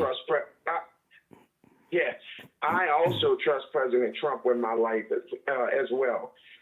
And even if that trash does come back to this country, he's going to be deported again immediately. Mm-hmm. So I don't understand, why do they want this trash to come back to this country so badly? I don't get it. Well, there's not a clear answer to it. I mean, a big part of it is Trump derangement syndrome, and they disagree with whatever Trump does. And this story here, if any of you ever read Bonfire of the Vanities or even saw the movie, they got behind this guy before they knew he beat up his wife a whole bunch of times, bloodied, okay? Before they knew he was really an MS-13. They made this guy a folk hero so quick, they didn't bother to vet him, and now they're married to him. So they got themselves in a real bad position. They backed the wrong guy. I mean, he's a human trafficker. He beats his wife bloody on at least 3 occasions. This is according to her. Black eyes, drew blood, punching her, ripped her clothes off, shoved her, hit her with a boot. All kinds of things. I mean, you kill somebody hitting them with a boot, especially if it's a work boot with a steel toe. He's got gang tats on his fingers. President Trump showed those over the weekend. So they hitched their whatever to this horse or whatever, however the saying is, and they messed up, and they can't admit they're wrong or walk it back now. That's a lot of it. So let him keep defending this wife beater. Yeah, and I want to say this real quick, and then I'll get off. To this governor who goes to Venezuela and to all of these callers that want this guy and also want these illegals in this country so badly, let them come live with you. Yeah. Go to Venezuela, go get him from that prison, and let him come live in your house. Let him live with your family. You feed him. You give him transportation. If you love these illegals so much, let him come live with you. Here's the thing. Here's the thing. Pay for him. I've been to South America. I've been to Latin America multiple times. Okay. Now, sometimes we go on our cruises, and that's cool because we're in tourist areas, right? But if you go outside the tourist areas, you're taking your life in your hands in Latin America. I don't know what it's really a sad thing because South and Central America have all the great resources that North America have. But there's just something about that culture that is third world and corrupt. And this is what happened with the Democrats. The Democrats, they lost the black vote, they lost the gay vote, they lost a lot of the white union vote, all that stuff. So what they were doing, President Trump won the majority of the Hispanic vote. So what they were doing was transporting a new population here to this country to cancel all of us out. And and this is a group that are peasants for the most part. Many of them are criminals. and they were just trying to change this country into a third world nation. I appreciate the call. And President Trump's reelection stopped that in their tracks. All right, well, let's go. You're on the air. What's your name? Where are you calling from? Hi, good morning, Brian. Happy Monday there. Hey, Chris, what's up? Chris in Pompano. Well, 100%. Yeah, I love the your analogy on that because yeah, you know, these leftists and the Trump derangement, their whole campaign for the next 4 years is anything negative, and of course, you know, towards President Trump and his cabinet, and you know, no matter what good they do, and they jumped on this situation because they thought it was something that could, you know, could get him smeared publicly or have a negative effect, and it's coming back to bite them. Yeah. So yeah, good for them. They're being told and sold. They're listening to the usual rhetoric from those who attach themselves to the Democrat Party. And it's really embarrassing. And I'll tell you, the Democrat Party is about to implode over David Hogg. David Hogg is, like he's going after James Carville and some of the others. He's going to win that. And I'll tell you how I know that. 2 reasons. One, during all this conflict with David Hogg, Donna Brazile, who managed Al Gore's campaign in 2000, and Donna Brazile is also a super delegate at the Democrat convention, so she gets like a bunch of votes. Right? Donna Brazile was defending and praising David Hogg yesterday on television, and David Hogg is very well connected. His dad's a Fed, and he's connected to the establishment and deep state. You know, so David Hogg is going to win out against James Carville and the Democrat establishment. And he and AOC are going to become the leaders of that party in the next election cycle. It's going to be so destructive for them, which is a good thing because they'll lose more elections. Well, absolutely. And what the last caller mentioned, you know, back actually from when Clinton got in office, they really, truly, without the help of Ross Perot, would not have ever won an election since then. And they saw that the 12 years of Reagan and Bush and said, you know what? We really have to get drastic, and they really divided. Well, remember, you know, Ross Perot was a deep state actor to make Bill Clinton the president. I don't know what George H.W. Bush did, but he did something that alienated the establishment and the deep state. And because I told you, I found out about this about 2 years ago. I was watching a documentary about the Tonkin golf incident. And which was this, I'm not going to go through the whole story, but for those of you that don't know, it was a fake incident that was used by Johnson to get the Vietnam War all heated up, and with U.S. involvement. And Admiral Stockdale, who was Ross Perot's running mate, was the naval pilot that was involved in the Tonkin golf incident. He was the squadron commander, so he was deep state.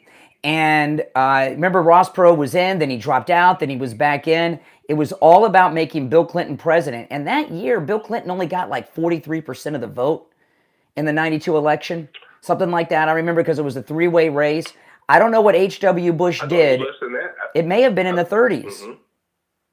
Yeah, it was like 37%. It might have been. Right, it was 100%. Yeah. It so was only 37%. So I don't know. Believe me, 100% of the. Yeah, go ahead. I was just going to say 100% of those Perot votes were going to go to Bush, and so he would have won in the landslide. So I don't know what Bush did to alienate the establishment and deep state, but they wanted Bill Clinton in, and Tucker Carlson interviewed the president of El Salvador, who says that Bill Clinton created MS-13. I might play some of that today on the program. Chris, I got to run. Thanks for the call. Great call. If you're on hold, stand by. The calls have been pretty good today, I must say, for a MAGA Monday. My name's Brian Craig. You're listening to The Steve Kane Show. If you're on hold, hang in there. Our number's toll-free, 1-888-465-2631. Coming up in the next segment, I'm going to do the message for Coastal Weight Loss Secret. I'm going to tell you how much weight I lost because I weighed myself yesterday and found out. So you'll hear for the first time how much weight I've lost. We'll be right back.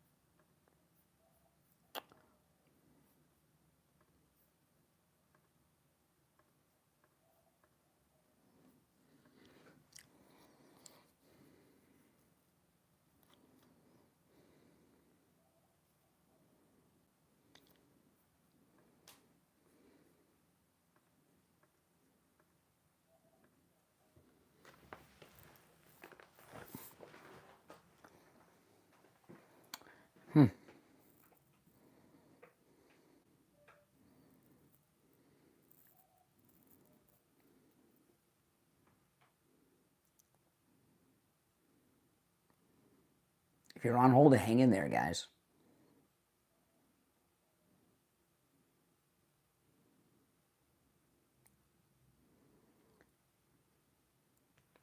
We'll be back shortly.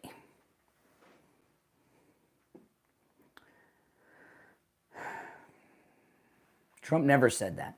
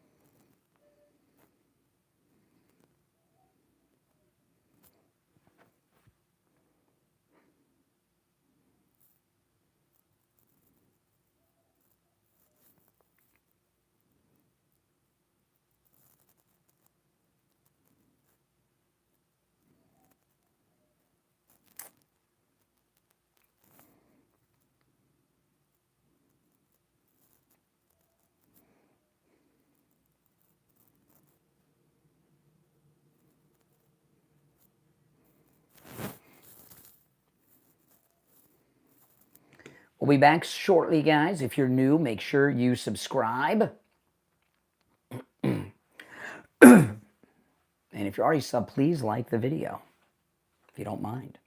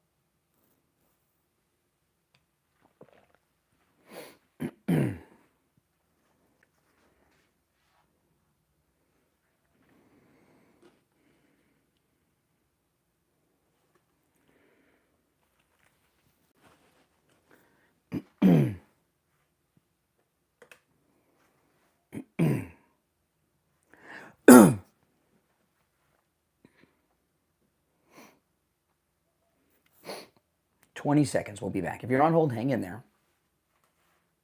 I got a question for you guys to call me with.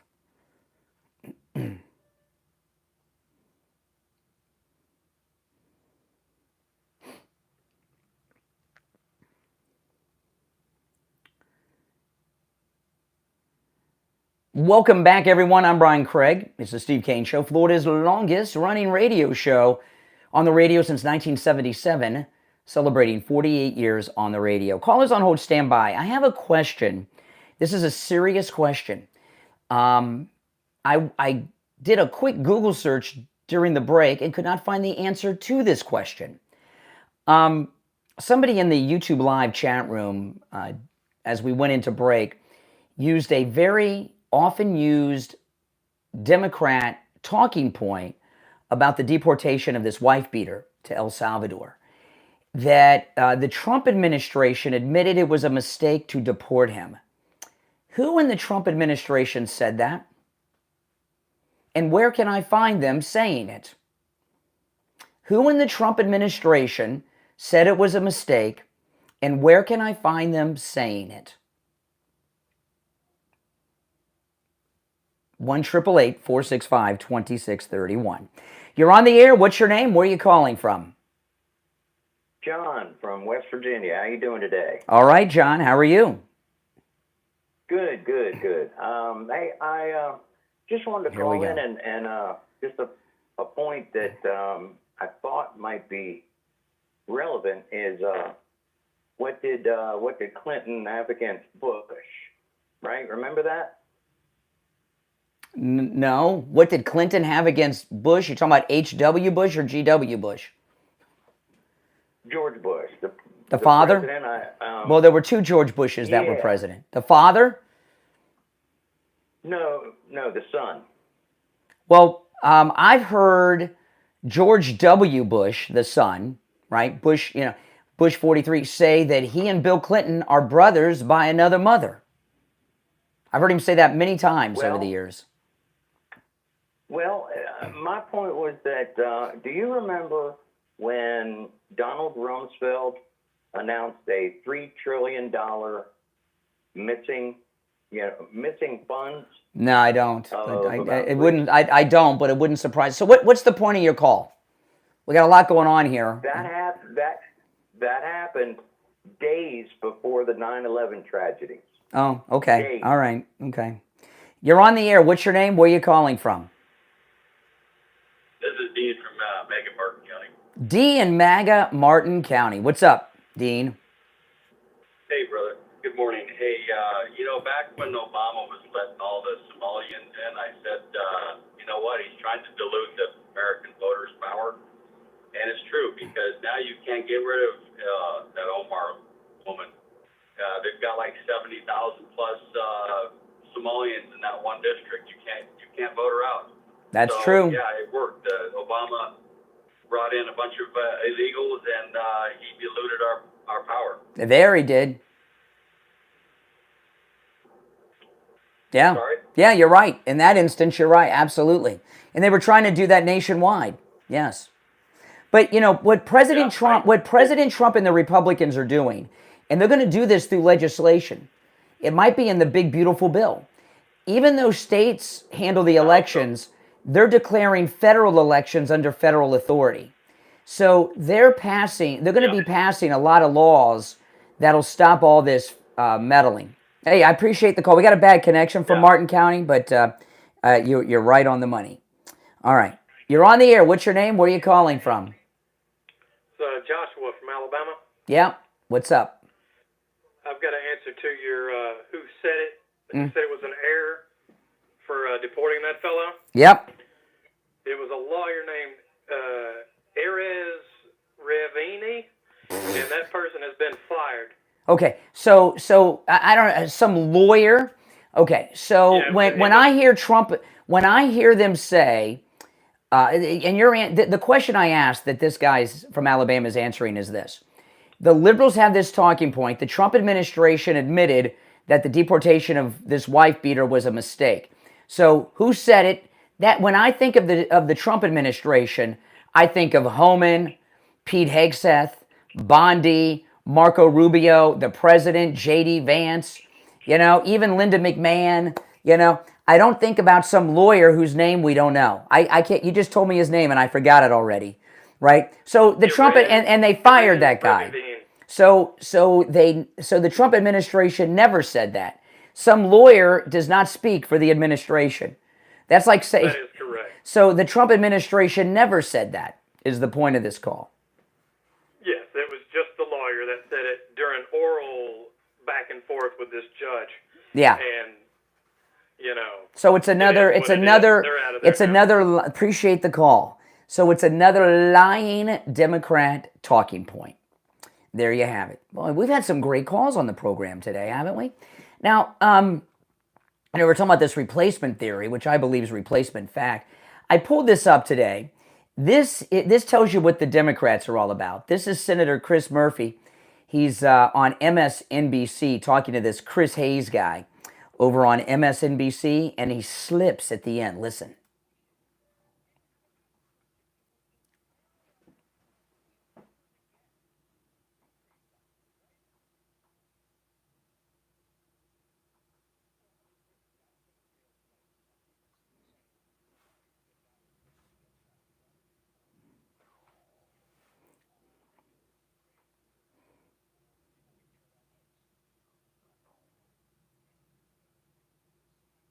Wow, did you hear what Chris Murphy said? Now, that was in February 2024, and I went and pulled that up today. He's saying the ones they care about the most are the illegals, really, more than the American people. Brief moment of honesty from a Democrat. You're on the air. What's your name? Where are you calling from? This is Jeff from Jacksonville. Oh, Jacksonville, Florida. Welcome. Welcome. Now, is he... that Tilmar Garcia fellow, is he MS-13 or is he a wife beater? He's both. He's both. He beats up his wife and he's MS-13. He's both. Okay. All right. Why do you ask? Well, because yes, there was documentation that she had a restraining order on him at one time. Well, yeah, it was it was a protective order, and his mother-in-law had it too. He beat her on at least 3 occasions with his fist. He drew blood. He blackened her eye. He ripped her clothes off. He scratched her. He shoved her, and he hit her with a boot. And sometimes it was at home. At one time it was at a gas station. But he's also a member of MS-13. What's your thoughts? Is he where he belongs in El Salvador? Yeah, he should have been deported if he's here illegally. Absolutely. Yeah, if he entered this country illegally. I'll tell you this. And if it was proven that he was a member of the MS-13. It was proven. He's got MS-13 tattoos on his fingers. That's a confession. Who has MS-13 tattoos on their fingers? MS-13 members. Yes, yeah. But I'll tell you this. You're calling from Jacksonville, Florida. El Salvador is safer than the streets of Jacksonville, Florida at night. Yes, well, Jacksonville has cleaned up over time. It has the highest murder rate in the state of Florida, and I was almost murdered there a year ago, this month. Really? Well, I was walking down. I made a big mistake. Okay, I woke up on Saturday. I was up in Jacksonville visiting some friends. And I was staying in a hotel, and I woke up at, like I normally do on Saturday, 2, 3 in the morning, and I went walking downtown making a YouTube video, and a guy started following me to mug me and do God only knows what else. It was pretty frightening. I captured it all on video. It's a very dangerous town, Jacksonville, Florida. I would feel much safer walking down the streets of El Salvador than Jacksonville. In fact, I may never go back to Jacksonville again after that. Yeah, pretty scary. Pretty scary. Well, all right. You have certain parts of Jacksonville like any other city. No, I can walk down the streets of my town at 3 in the morning and be safe. Jacksonville's a bad place. Bad place. I was downtown. I was right down the street from the jail, the county jail, on the river. I was staying in a hotel on the St. John's River. No, I mean, like I said, Jacksonville is the size of Rhode Island. Yes, and, big city. So it's a large city. Biggest city in America, isn't it? It's not ever bad. Yeah, that's true. Now, if you live over by the beach, you're a lot safer by the beach than you are. Safer. I'm safe everywhere where I'm at. All right, appreciate the call. All right, take care. All right, yeah, so that's that. I will say this. The Democrats are really helping President Trump out a lot because whatever the issue is, they're taking the wrong side of it. And I was talking earlier with this Garcia case. They got so involved with this Garcia guy before they looked into his background. They didn't know he was human trafficking. They didn't know he beat his wife. They didn't know he had MS-13 tattoos. All they know is stop Trump, oppose Trump. Whatever Trump says, we go against. And they got themselves up to their eyeballs in trouble with this very bad guy. But you know what? The Senator Van Hollen, he is in a lot of trouble. Listen to this. This is him over the weekend with Dana Bash on CNN.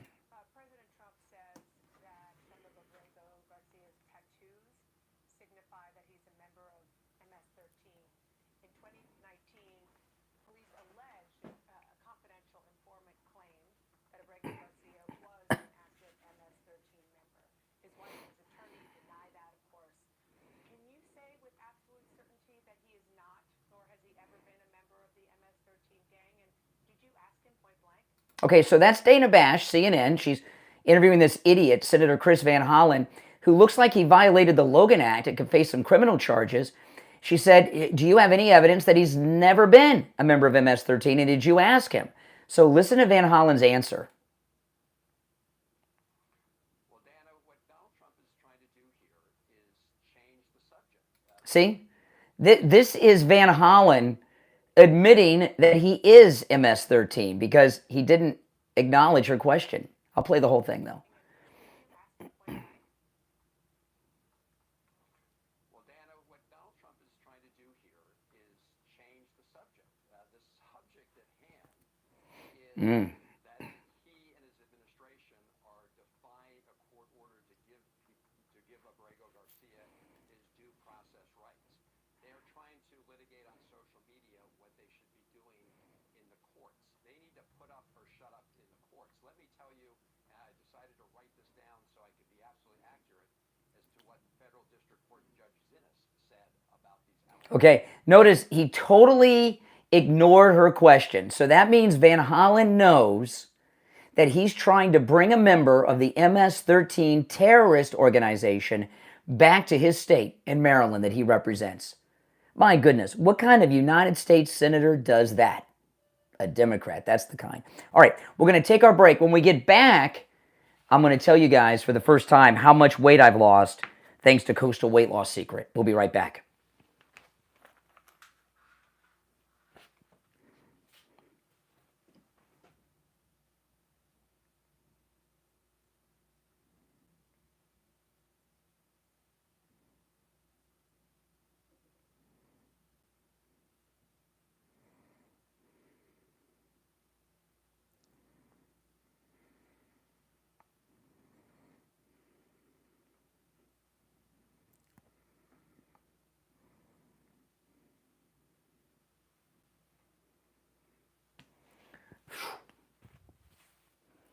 Oh, man. Great calls today, guys. If you'd like to call in, please do. The number is pinned in the live chat.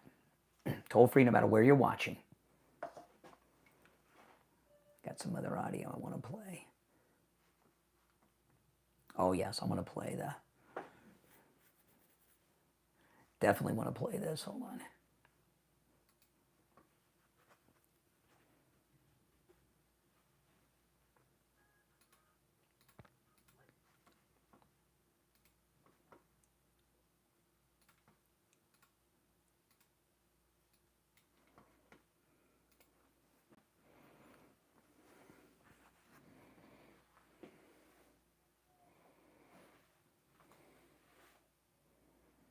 Welcome, everyone.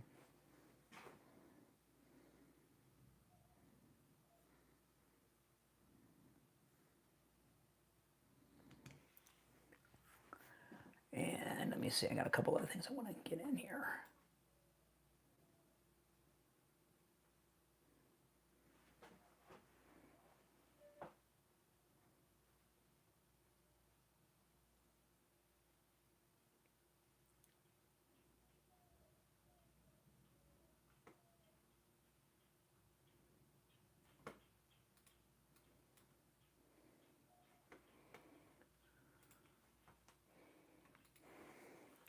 We'll be back in 1 minute.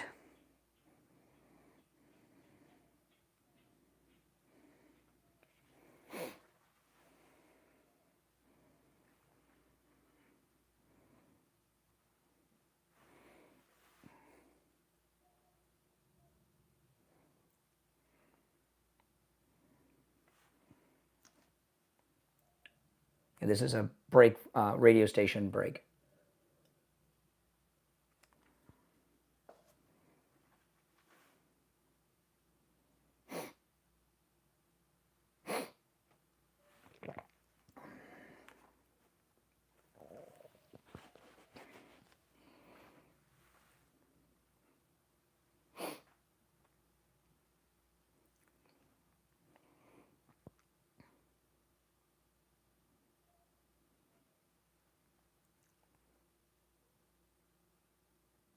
Welcome back, everyone. I'm Brian Craig. You are listening to Florida's longest running radio show, The Steve Kane Show, on the radio since 1977, celebrating 48 years on the radio. If you're on hold, stand by. Now, a few weeks back, I guess maybe a couple months ago, I started the Coastal Weight Loss Secret. And the last few weeks, I stopped weighing myself. I've lost a ton of weight. My clothes have fallen off my body. I see it. My stomach is completely flat. I've dropped several waist sizes. I've had to make so many holes in my belt. And I also can see it in my face and in my neck. I've lost a lot of weight. And I stopped weighing myself a few weeks ago because I was seeing so much change in my body. And my body right now is where it was when I was like 20, 21 years old. And I never thought I would be able to lose the belly, because when you get, I turned 54 years old yesterday. And when you get older, guys, you get that belly, and I just figured that's there for good. Gone. Completely gone. And yesterday, I weighed myself, okay? I have lost from, thanks to Coastal Weight Loss Secret, and again, I've done zero exercise, zero. I'm not taking any medication like Ozempic, and I'm eating foods I would normally eat, okay? I've lost 35 pounds. Now, I'm not going to tell you what I weigh and what I did weigh. I'm going to keep that private, because when I found out how much I weighed, I was like embarrassed. I mean, I was shocked. But I have lost 35 pounds with no exercise, no prescription medications, and eating foods I would normally eat. That is absolutely amazing. And it's all thanks to Coastal Weight Loss Secret. 35 pounds. That is a lot. When I think about it, I try to think of like, how many packs of hamburger would that be at the grocery store? Some people like to figure it out in butter sticks. I'm not sure how to do that conversion. Someone told me, but I forgot. But 35 pounds, that's a lot. For me, oh my goodness. And I feel great too. I really do. And those of you that watch me online, you can see the difference in my neck and my face, and it's absolutely amazing. And if you want to lose weight, give them a call. I'm going to give you the number in a moment. When you call Coastal Weight Loss Secret, make sure you tell them you heard about them on the True Oldies channel. All right. Now, if you want to lose less or more, you want to lose 20 pounds, 50 pounds, 100 pounds, 150 pounds, Coastal Weight Loss Secret can help you too. My goal was 25 pounds, but I've lost 35 pounds, and I've never been hungry. Never. And those of you that listened to me before, how many times did you hear me say, oh, I'm starving, it's like 7:30, and I'd wait to talk about Wings Plus and Coral Springs because I'd start getting hungry if I talked about them earlier. I mean, it's amazing. 35 pounds I've lost. It's absolutely amazing. Give them a call, 561-247-6300. 561-247-6300. That's 561-247-6300. And online, coastalweightloss.com. All right, so I got a couple more sound bites I want to play. And, this Garcia thing, the liberals have lost their minds. This clip, this is Simone Sanders, and she's sitting with two panelists on MSNBC over the weekend, and they're talking about the deportation of this wife-beater MS-13er Garcia, the so-called Maryland man. One guy, I don't know who he is. The other guy is Michael Steele, fake Republican who used to be the head of the RNC. And she's talking live on MSNBC about what the deportation of Garcia means for black people.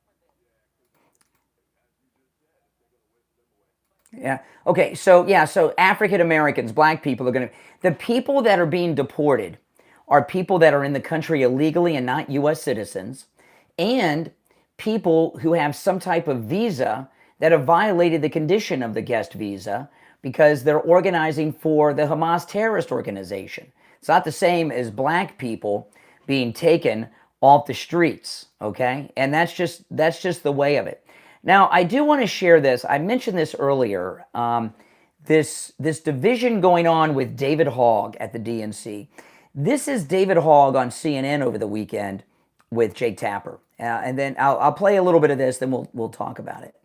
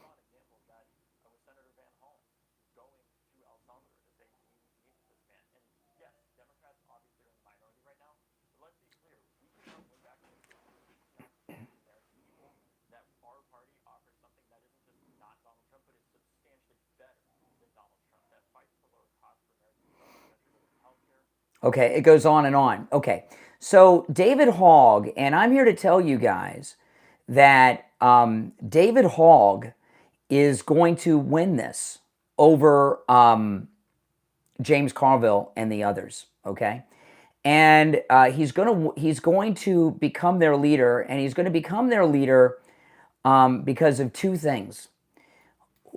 One, I mentioned this to a caller earlier. I saw Donna Brazile praising David Hogg on TV yesterday, and she's a big to-do in the DNC.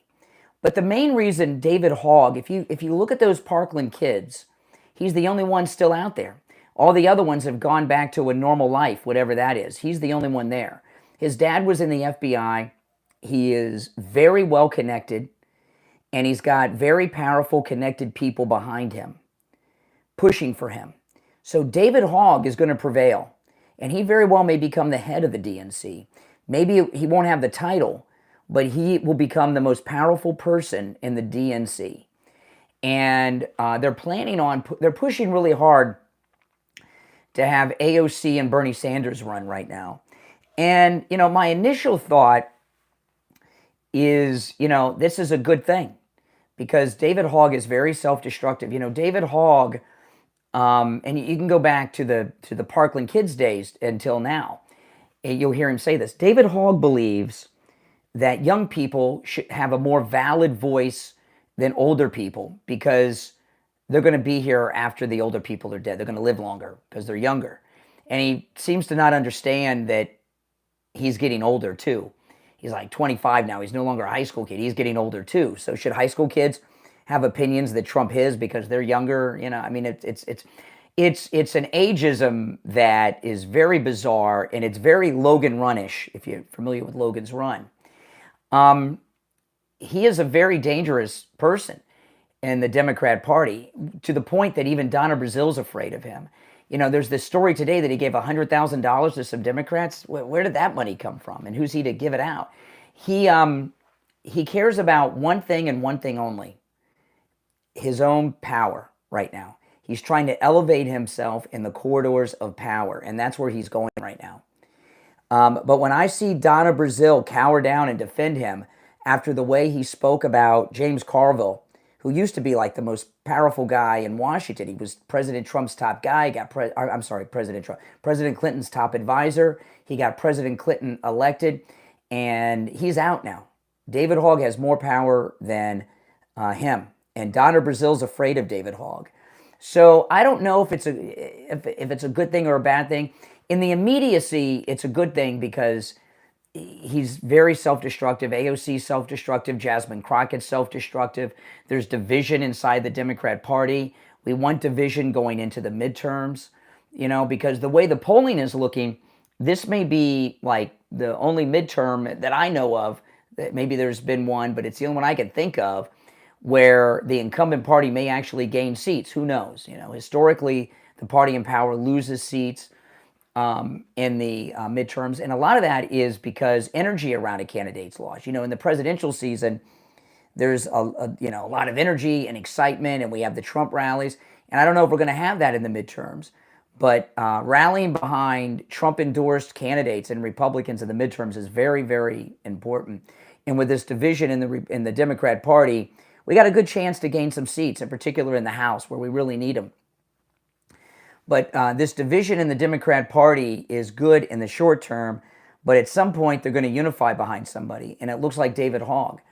Yeah, I know it's a new world, but you know what?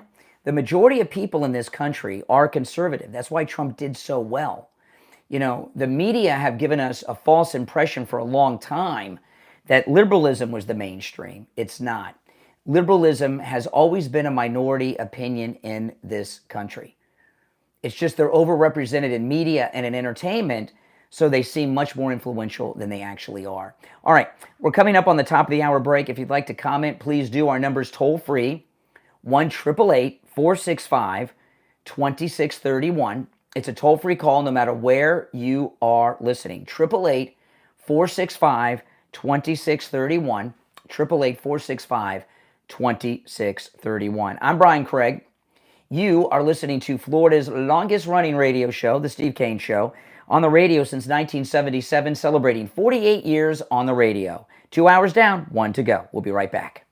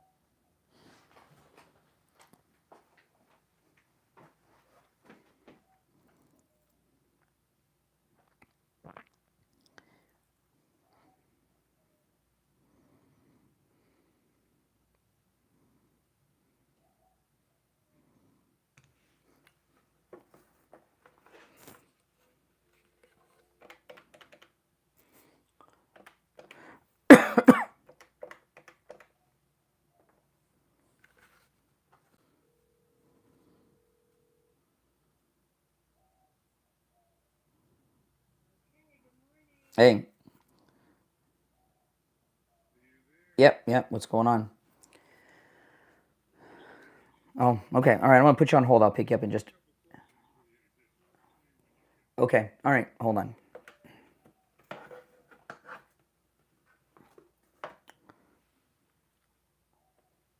Okay. You there, Steve? Yes, I am. All right. Hold on.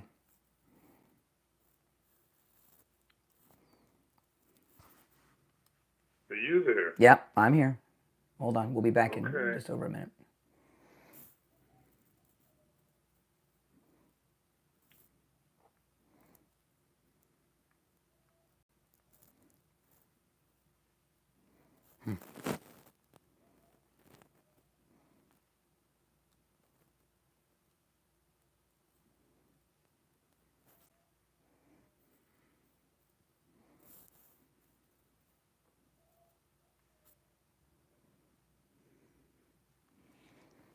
Okay, we'll be back in 1 minute. Okay.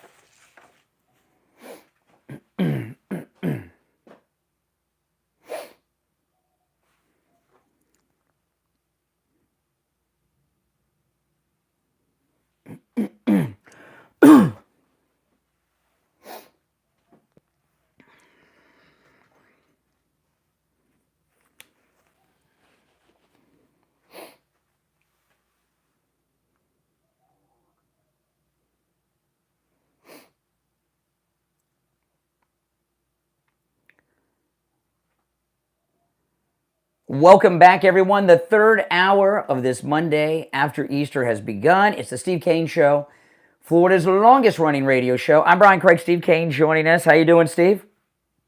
Well, I was not doing well yesterday. I'm starting to feel a little better because I know you're going to straighten me out and help me get rid of my anxieties, which you're very good at, I must tell you. All right.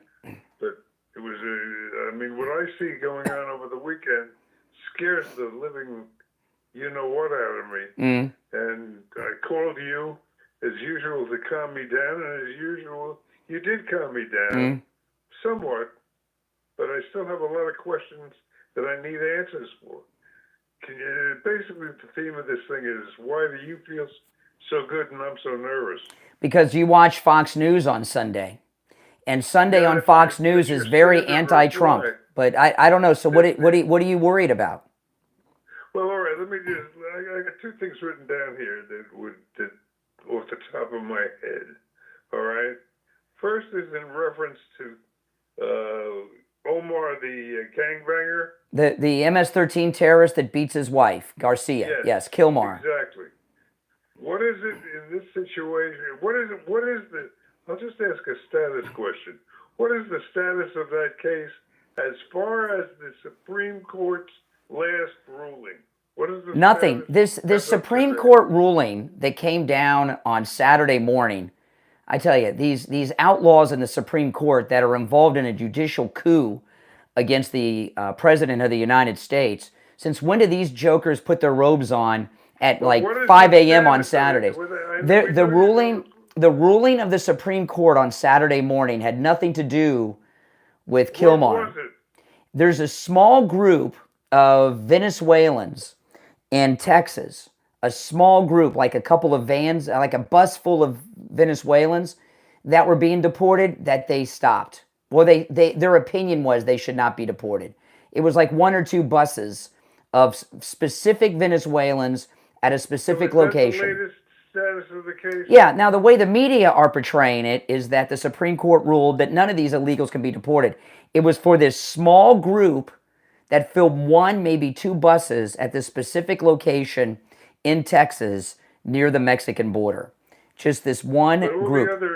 All the other El Salvadorans And can be gangbang. deported, right? Yes, correct. It was just this small group, maybe only a bus full, but no more than 2 buses full. Yeah, yeah. Are you sure of that? Yes, it was about these particular illegals that were just about to be deported from a specific place in Texas. Yeah, it wasn't about all of them. It was And just in that ruling, who were the judges that voted against Trump?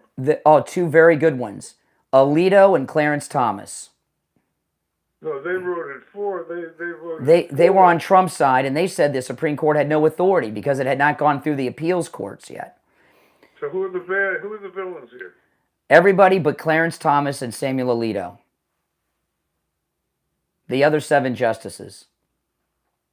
Well, so according to the other 7 justices, we can't. Well, they're all corrupt.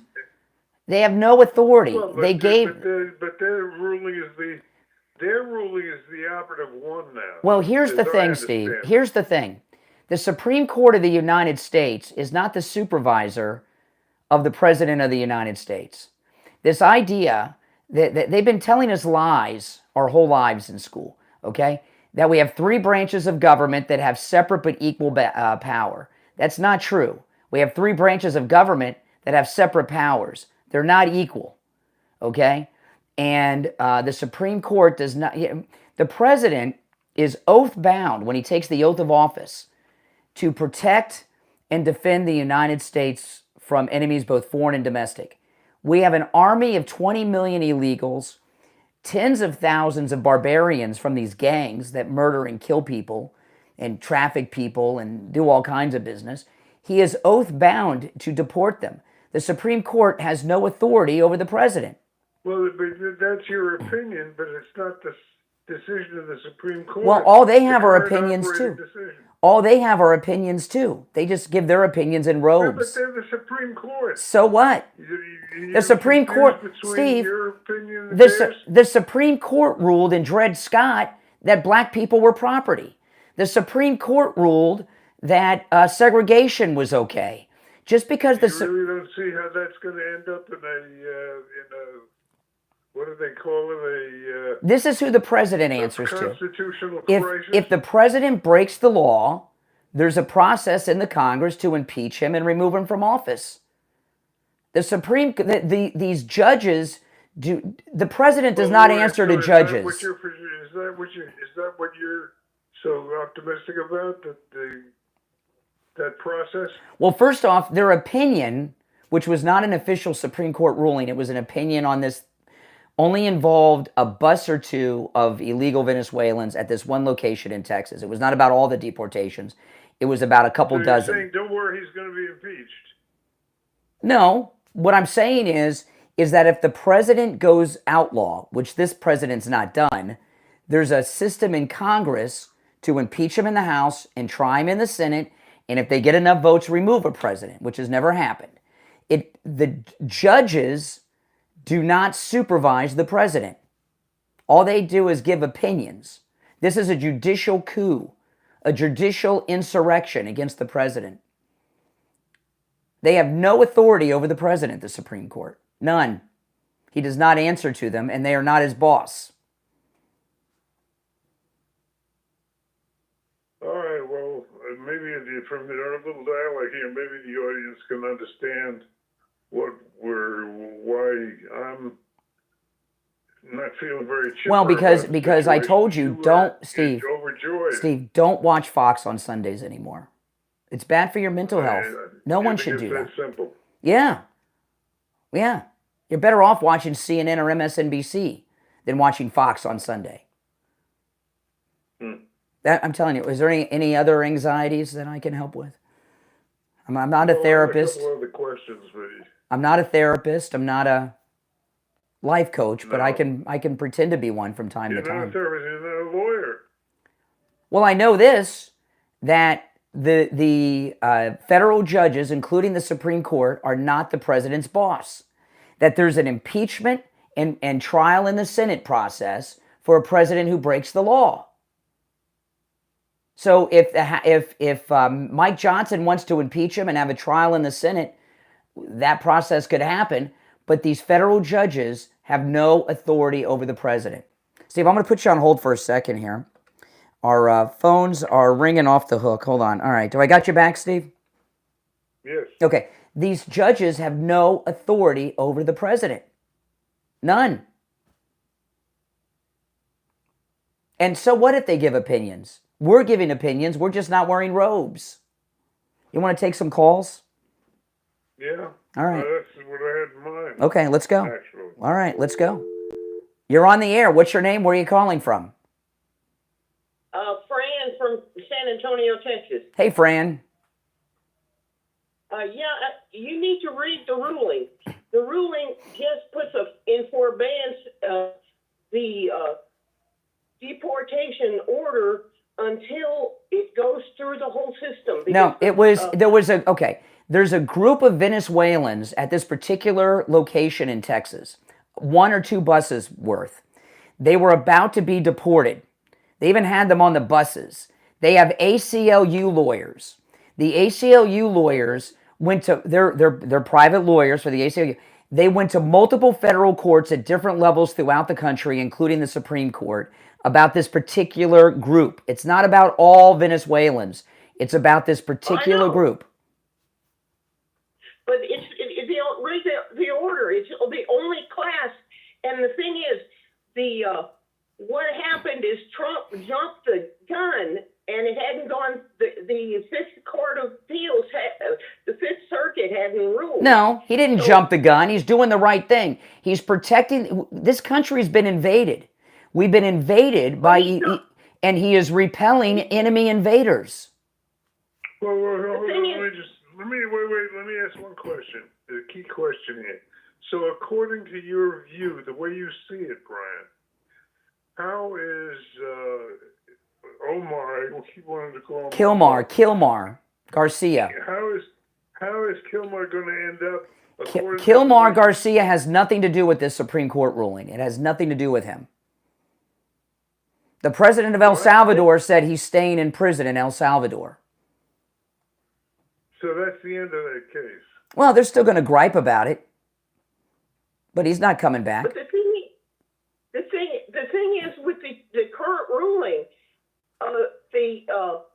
Trump went and jumped to the Supreme Court, and he got a ruling for the existing class. The existing class is the only people that are involved in this. Let me tell you. Did you know? You may not. Okay, think about this. Okay, the Japanese attacked America on December 7th, 1941. Right? What if the Supreme Court told President Roosevelt he couldn't repel the attackers at Pearl Harbor? That should he have? It's the thing is, it's a limited class, and it has to go through the system. No, it does not. These are members of a terror. Listen, Trinidad de Agua and MS-13. These guys, these are terrorist organizations. U.S. policy. That's right. So when you have, whether it's Japanese kamikazes or terrorists, as the commander-in-chief of the United States, you have the authority to repel these attackers and invaders. of our country. It's not up to a bunch of weirdos who wear robes, who may be naked underneath, to supervise the President of the United States. But the exact order is for the specific class. I know. Okay, we're going around in circles. I appreciate the call.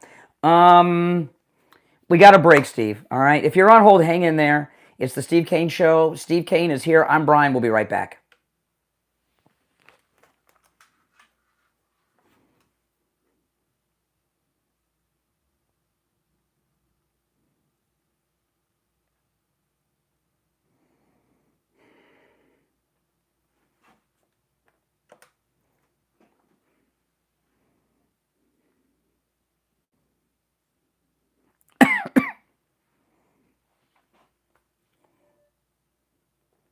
Steve, you there?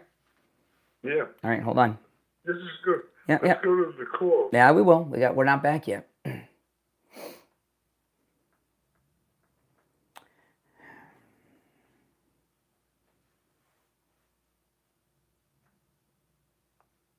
there's no way that Omar ends up in... Omar's got nothing to do with that decision.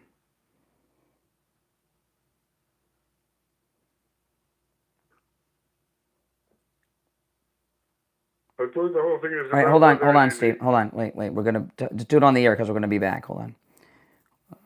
We got just over a minute.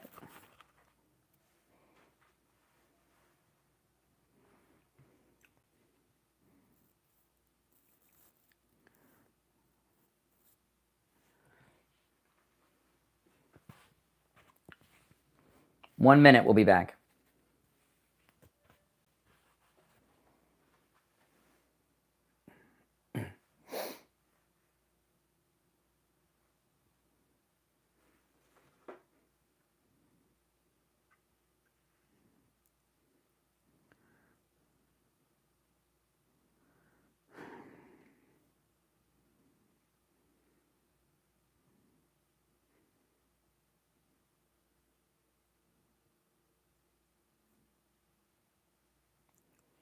If you're on hold, hang in there.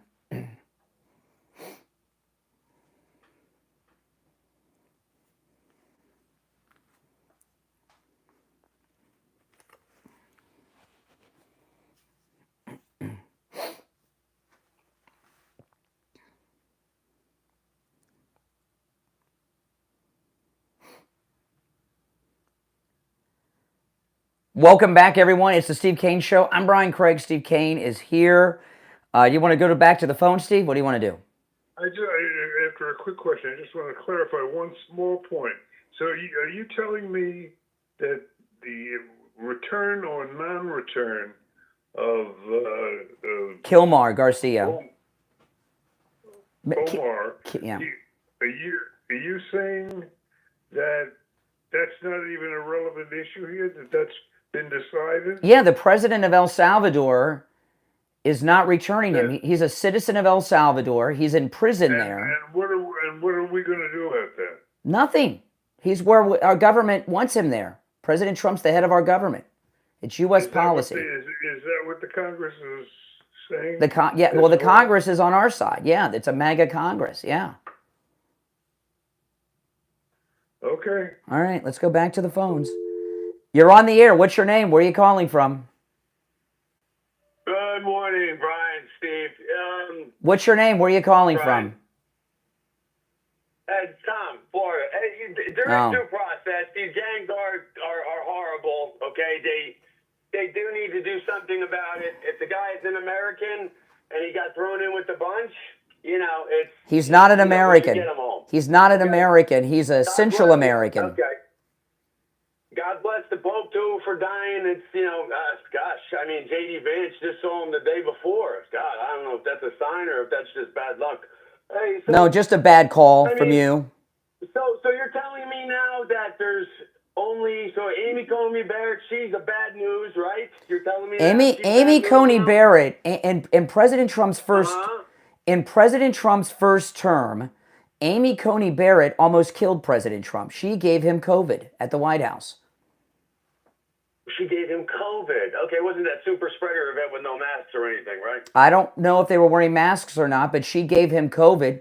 Her and her family had COVID, and she went to the White House, and President Trump had to be flown to the hospital, and he was very sick. Very sick.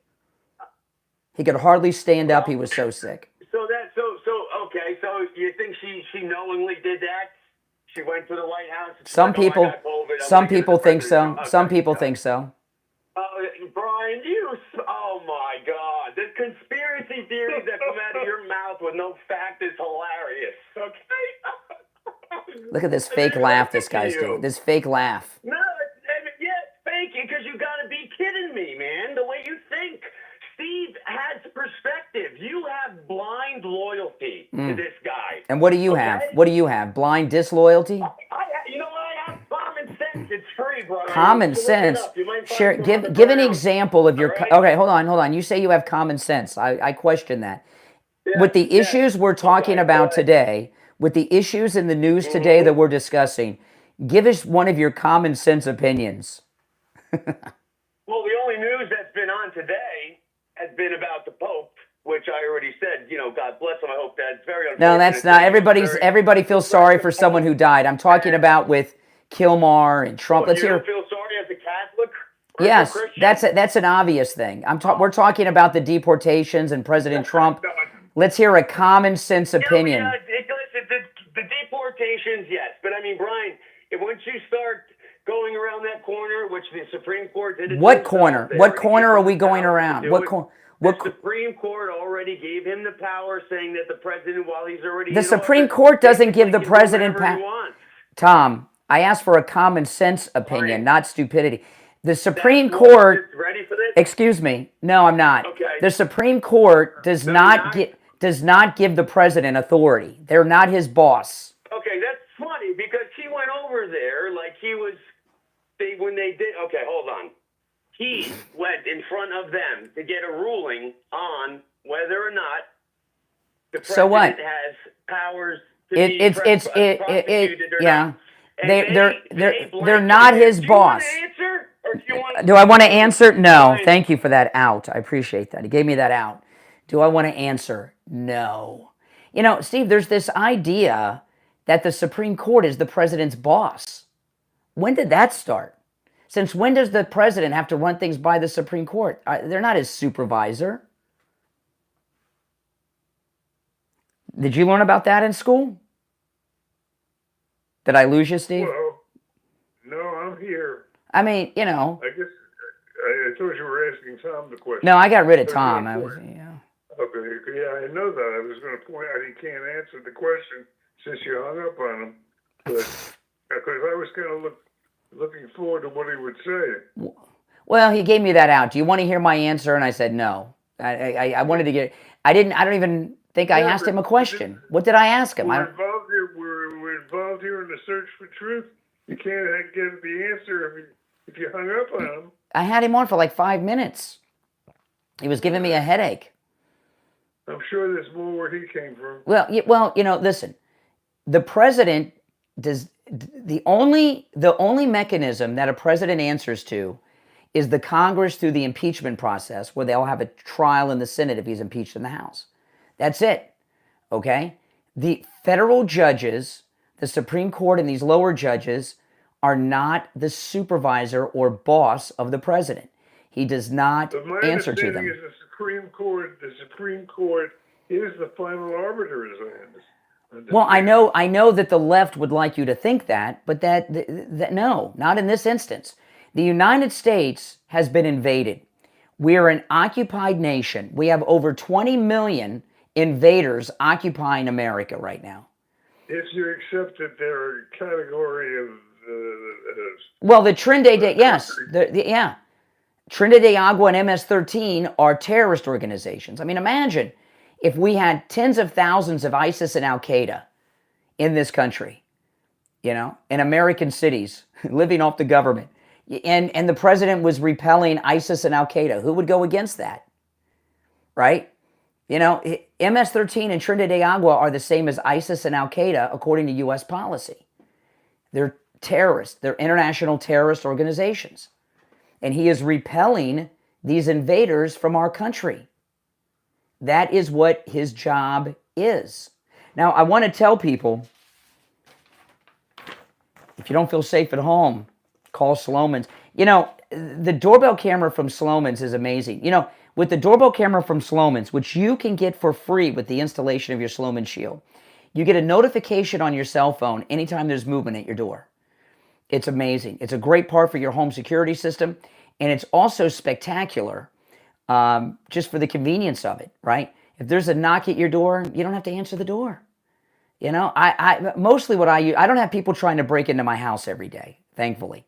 But I do have door-to-door salesmen, solicitors that are always knocking on my door. And I get the notification when they're walking up to the house. I see them, I know what they are, and I don't have to go to the door and answer it. I don't have to look out the window or the peephole. No matter where I am in the world, by the way, I get that notification. And you can get a doorbell camera for free from Sloman's with the installation of your Sloman Shield. Sloman's is also going to give you this. I mean, it's amazing, isn't it?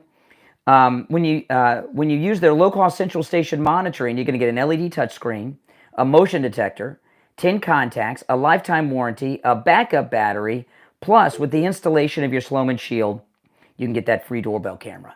Give them a call. Their number is toll-free, 833-283-5050. 833-283-5050. That's 1-833-283-5050. Callers on hold, stand by. It's the Steve Kane Show. We'll take our break for the bottom of the hour. Our number's toll-free, 1-888-465-2631. Back with your calls after this.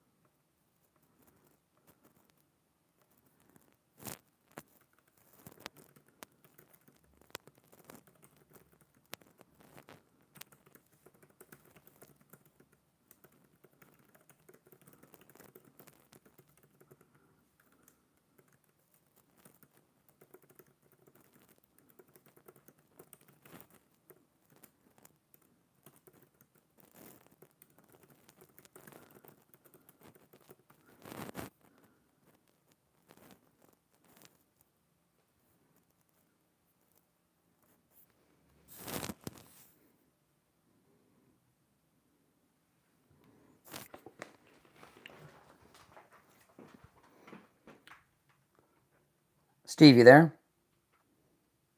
Steve?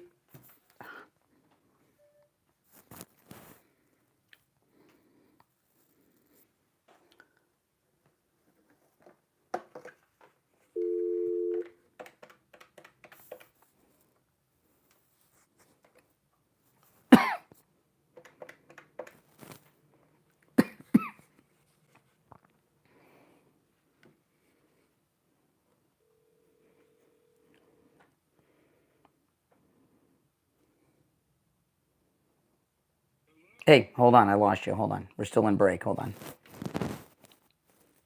All right. Steve, you there? Yes. Okay, hang in there. Can you hear me? Yep, hang in there. Hello? Yep. Can you hear me? Yes, I can hear you. Can Okay. you hear me? Yeah, I got you. Hang in there. Okay. Sounds like we're in business. Yeah. We'll be back in less than a minute.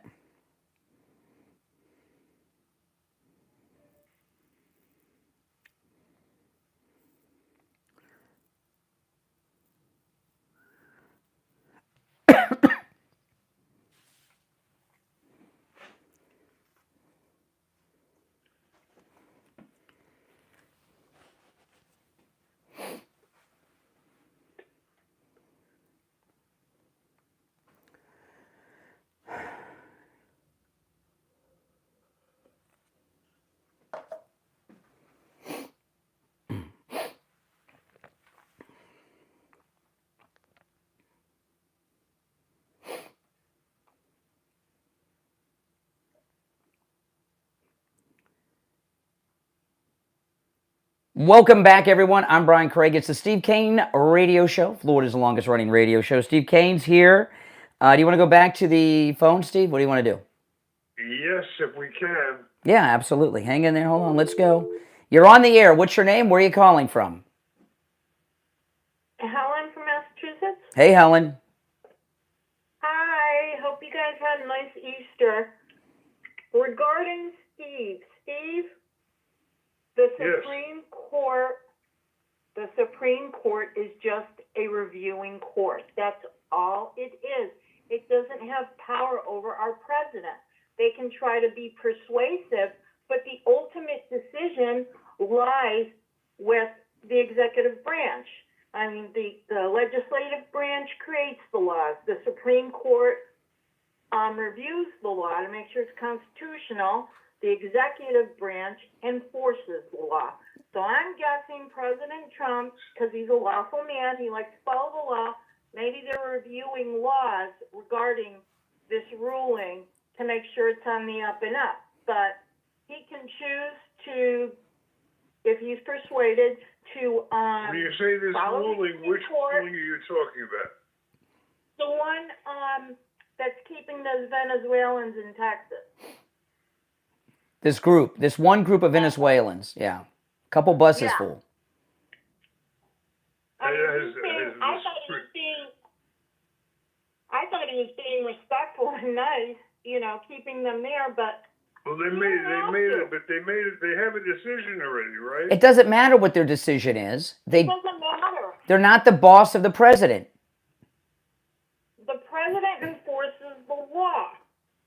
There's also a supremacy clause in the Constitution. I mean, I don't know. Well, they ruled on it, so that's the one thing with the Supreme Court. When they rule on something, it becomes federal, but he may be reviewing the law. If he chooses to follow the ruling, then fine. If not, he does not have to. Obama, for example, used to say, don't follow the law. Even if it was, an actual law and it should. Well, the Supreme Court does not make law. They do not make law. No, They don't. Yeah. And they have no supervisor. Interpret it. The country has been invaded, and we have an occupying army of over 20 million that the commander-in-chief is repelling. It is not up to the Supreme Court to tell him he can't repel invaders. That's right. The only thing they have is they can try to persuade them, but that's like, making a suggestion or giving advice or whatever. That is it. Correct. That is it. The ultimate decision lies with the executive branch, the president. Yeah. That's it. Now, the media aren't going to tell you that because they hate Trump. No. Okay? But it's They're true. not. Yeah. Yeah. And so far as Kilmar, he's an El Salvadorian citizen. He's in El Salvador. And a couple weeks ago, the El Salvador president took him out of that famous prison and put him in another prison. He's not even in that one prison we keep hearing about. He hasn't been there for a couple of weeks. The Gulag, they call it.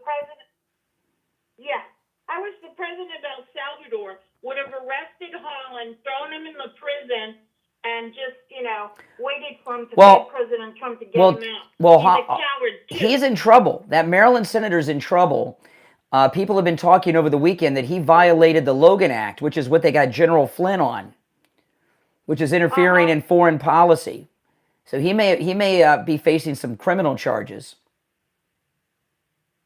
Well, he's probably not going to be as punished as we would like him to be. Oh, he's being punished in public. I mean, he's looking like a dummy. Especially when that one girl that everyone's talking about that had all the kids that was murdered by one of the Biden, Kamala Harris dreamers. She was a Maryland girl. She's one of his constituents. He doesn't visit the angel mom, but he goes to El Salvador to visit this wife beater. A Maryland girl? For some reason, I thought she was from Virginia. No, there's been some Maryland murders too. No, there's been Maryland murders by illegals too. He hasn't met with any angel families in Maryland, but he goes to meet with a wife beater in El Salvador. He's a sicko. Terrorist. And a terrorist, yeah. That's right. And he was on all the Sunday shows, and he looked awful yesterday. Awful. Yeah, he's probably concerned that he's going to be reelected. He doesn't care. I don't know when he's up. Well, listen, I appreciate the call. Thanks so much for your call. So you should feel perfectly fine now, Steve. Maybe. Unless you don't want to feel good. Maybe you don't want to feel good. I don't know. No, I know I'd like to feel good. I feel good most of the time with Mr. Trump. I feel good all the I don't time. know about this one. And just to switch for a second, talk about feeling good. How do you feel about the way it looks like it's going to end up in Russia and Ukraine? Yes, Ukraine. Oh, I feel great about that. It's going to end in a peace deal. It's going to end in really? peace. Russia's going to sign a Peace deal? Absolutely. ceasefire? Eventually. Yeah, absolutely. No, a peace treaty. There's eventually going to be a peace treaty. Yeah. That wasn't what I heard. If it wasn't for Zelensky and the way he behaved at the White House, it probably would have already happened. Yeah, he's hard. It was Zelensky. Yeah, this war's continuing not because of Putin, because of Zelensky. Zelensky messed everything up. He was supposed to sign that mineral deal. He wouldn't do it. He signed it now. He hasn't. He's doing everything. He talks about signing it a lot. He says he's going to sign it, but I haven't seen a deal between him and Trump signed. He keeps saying he's going to sign it, but then he doesn't sign it. No, Trump's. But we're not going to sign any treaties without that. Trump is winning on every front. And who cares about Ukraine anyway? That's not our war. At all. No, everything's going well. Everything is going well. Could not be going better, actually. I tell you. To me, everything is... I can't think of anything that's not going in Trump's favor. And I think most people agree. And, what the last caller said about the Supreme Court was spot on. They have no authority over President Trump at all. They're not his boss. They can recommend, they can give him their opinion, but it means nothing.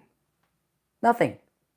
Now, before we go back to the phones, I announced this in the last hour. I weighed myself yesterday and found out how much weight I lost from Coastal Weight Loss Secret.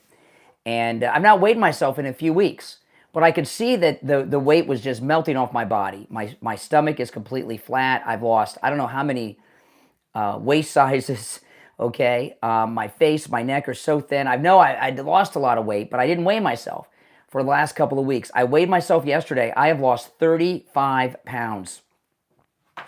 35 pounds. That's a lot. And again, that's without any exercise. I'm not taking any medications like Ozempic or anything. And I'm eating foods I would normally eat.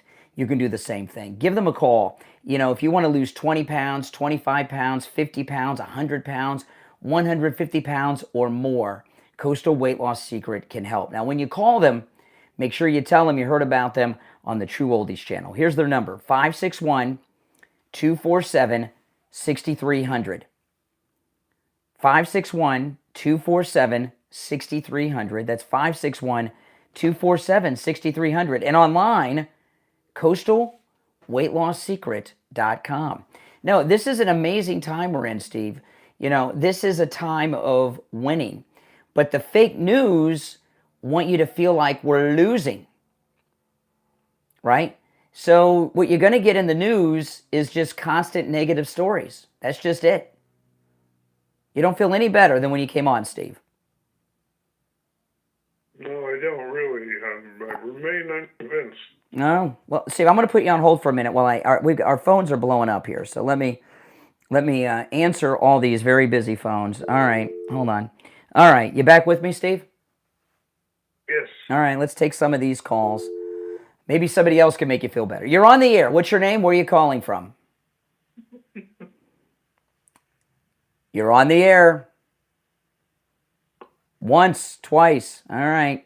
I guess they gave up, Steve. They gave up. Oh, man. Maybe, you know what? We'll go back to the phones after the break because we've got some jokers on the line. But I'll tell you this, Steve. that if a plane landed with Kilmar in Maryland, then you'd have a reason to worry. But that's not happening. How's that going to happen? The president of El Salvador said, what am I supposed to do? Sneak a terrorist back in the United States? And even if he found his way back in the United States, he would be subject to immediate deportation under the current rulings, and he'd end up back in El Salvador. So, and we've heard from the Trump administration, there's no scenario where Kilmar gets back in America. None. It's over. Why? I don't understand. Oh, all right. Let me.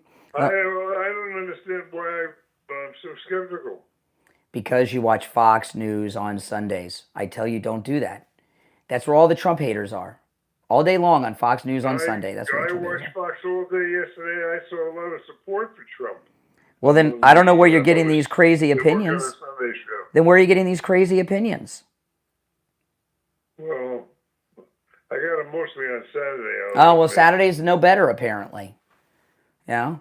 Especially on a holiday weekend when they have the third stringers in. Right? They don't have the main people. You know, they got the... got some pretty good people on the weekend. All right, hold on. I'm going to put you back on hold, Steve, while I answer these 80 calls that are coming in. Hold on. All right. Okay. You want to take some of these calls, Steve? Yes. All right, let's go.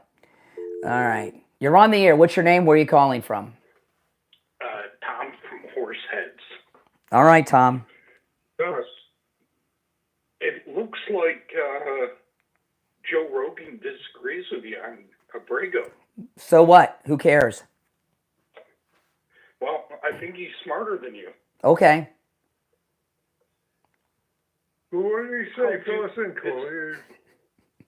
Well, it's called due process. You can't just grab people off the street and send them to prison. Really? So which is what we did. He had 2 federal immigration judges said deport him. No. Yes. No. He had an order specifically saying not to send him.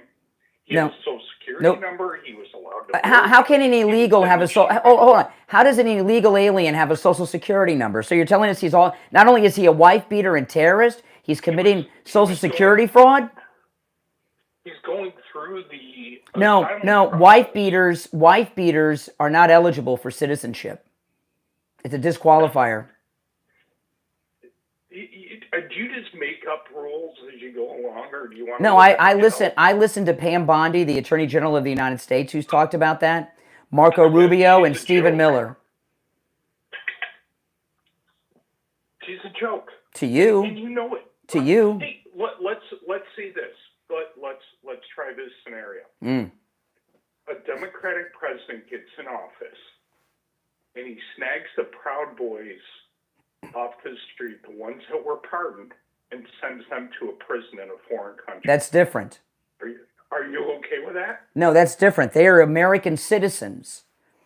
Kilmar Garcia is an illegal alien who has deportation orders, who's a member of a terrorist organization. Trump's talking about doing that to Americans too. Has he done it? Okay with that? Has he done it? No, but he wants to. Just because he says something doesn't mean he's going to do it. Oh, but I thought his final word. When he does it, call. When he does it, we'll talk about it. He doesn't have to pay attention to the courts anymore. No, he does. No, excuse me. He doesn't answer to the court. The courts are not his boss. Yeah, the courts rule on the laws, on the books. They do not. He does not answer.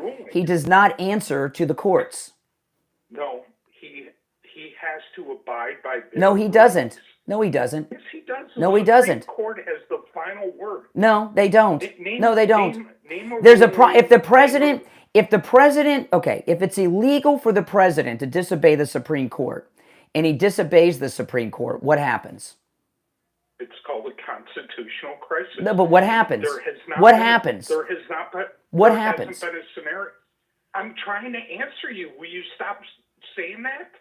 Well, answer. Jesus Christ. Oh my goodness! Pope just died taking the Lord's name in vain the day after Easter. Shame on you. I'm trying to answer your question. That has never happened in the history of our country. Name a okay. time when a president has ignored a Supreme Court ruling. This is the process. It hasn't, This is the process. It hasn't happened. Excuse me. That's not the question I asked. What I asked you is if the president breaks the law, if you believe that if he doesn't relinquish his presidency and abdicate to the Supreme Court, that he's broken the law. My question is if the president breaks the law, what happens? There's a process in Congress called the impeachment process in the House that triggers a trial in the Senate. Oh, yeah, I know. I know. You were just taking a long time to get there. So if the president breaks the law, the House can impeach him and the Senate can try him. And if they get enough votes, remove him from office. He does not answer to the Supreme Court. They are not his boss. Sorry. Well, listen, I got to run for our break. We got to run for our break. Sorry that standards and norms are just... I know. No, it's not standards and norms. It's just the way it is. All right, Steve, I'm going to put you on hold. We're going to take our last break and be right back.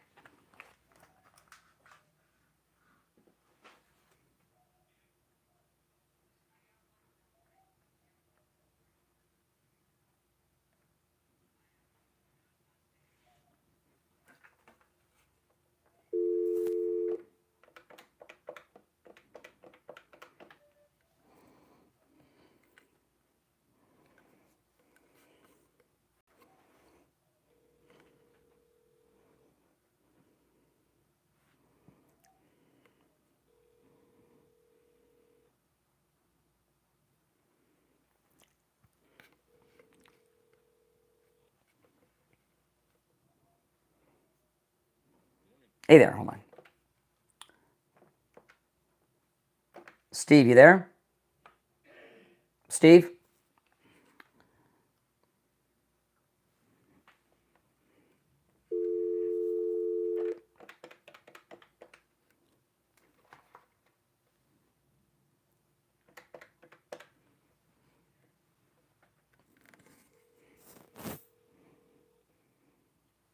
Hey, Steve, hold on.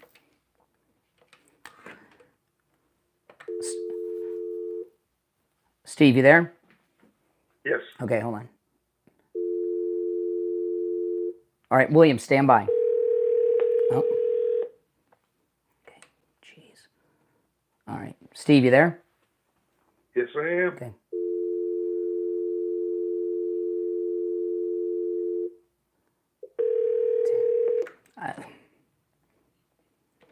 I lost William.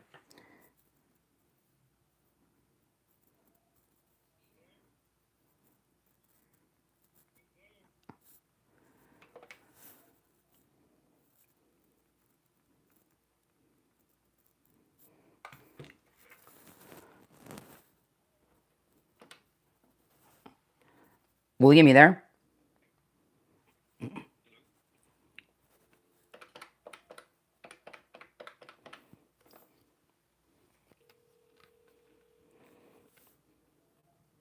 Hey there, William, hold on.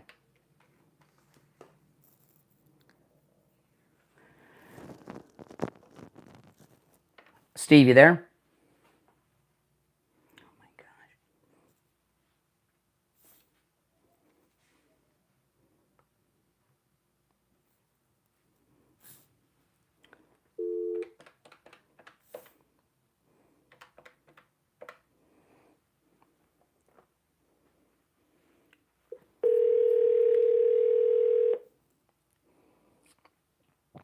Steve, Hello? all right, Steve, hold on. I'm going to conference William. Hold on.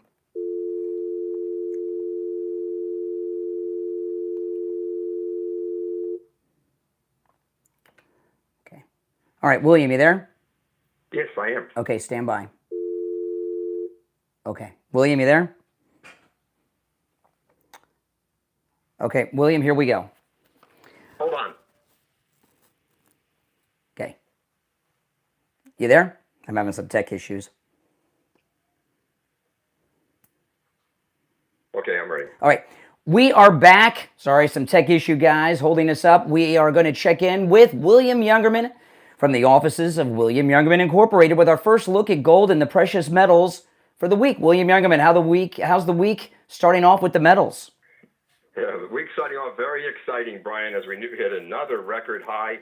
after closing at $3,382.20 on Friday. That was down $14.60, with silver at $32.53, platinum at $9.66, and palladium closing out the week at $9.44. This morning, gold up $80.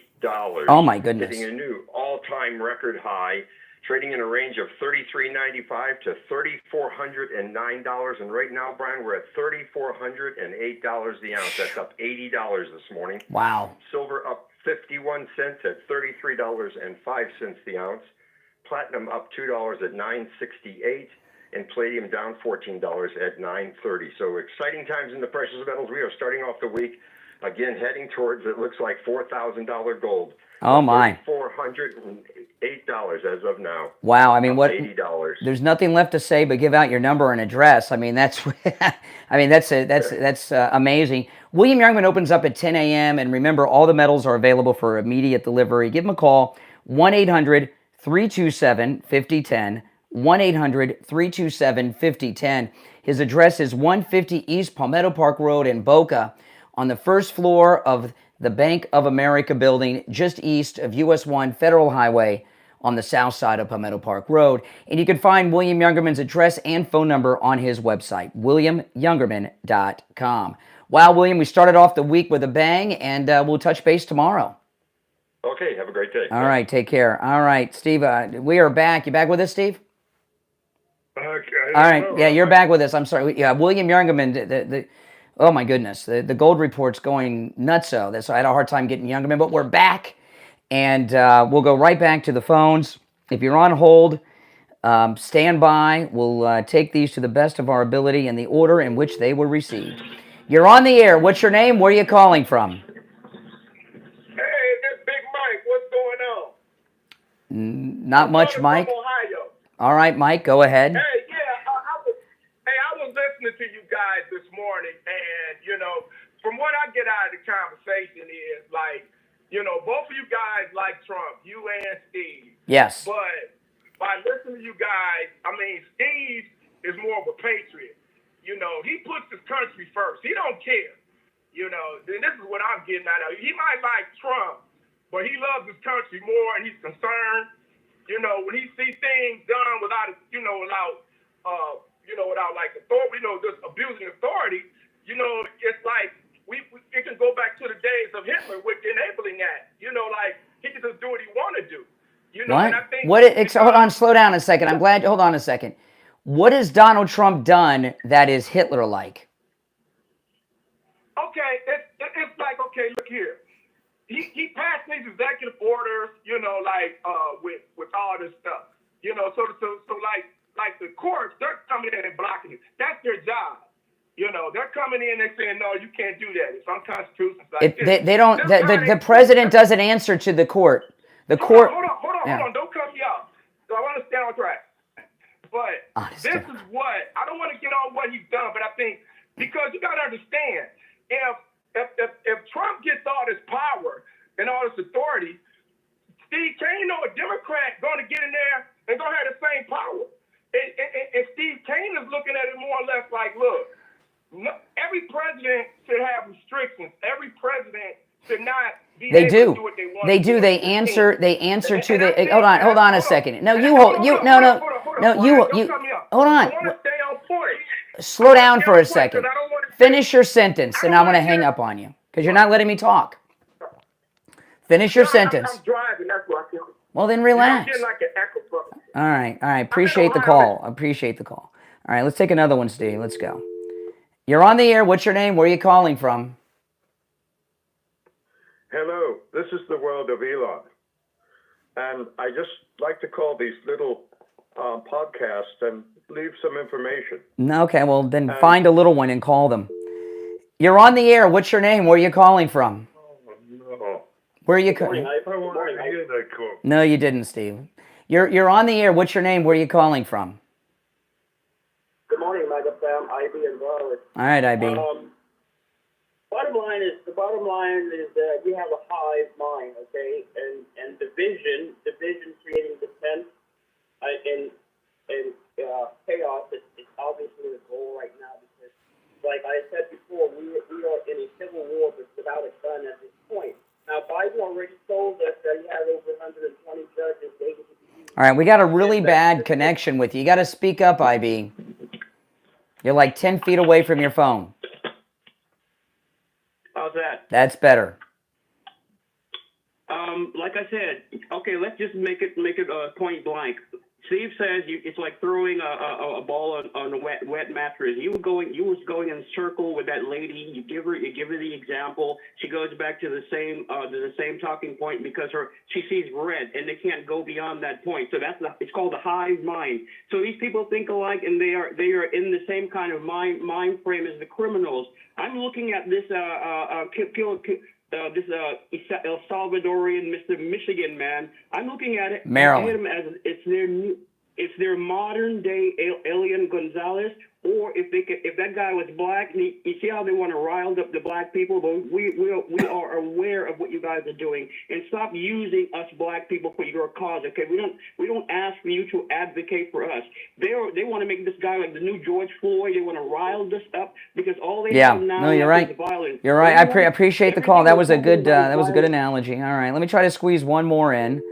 All right, you're on the air. What's your name? Where are you calling from? Hey, Brian.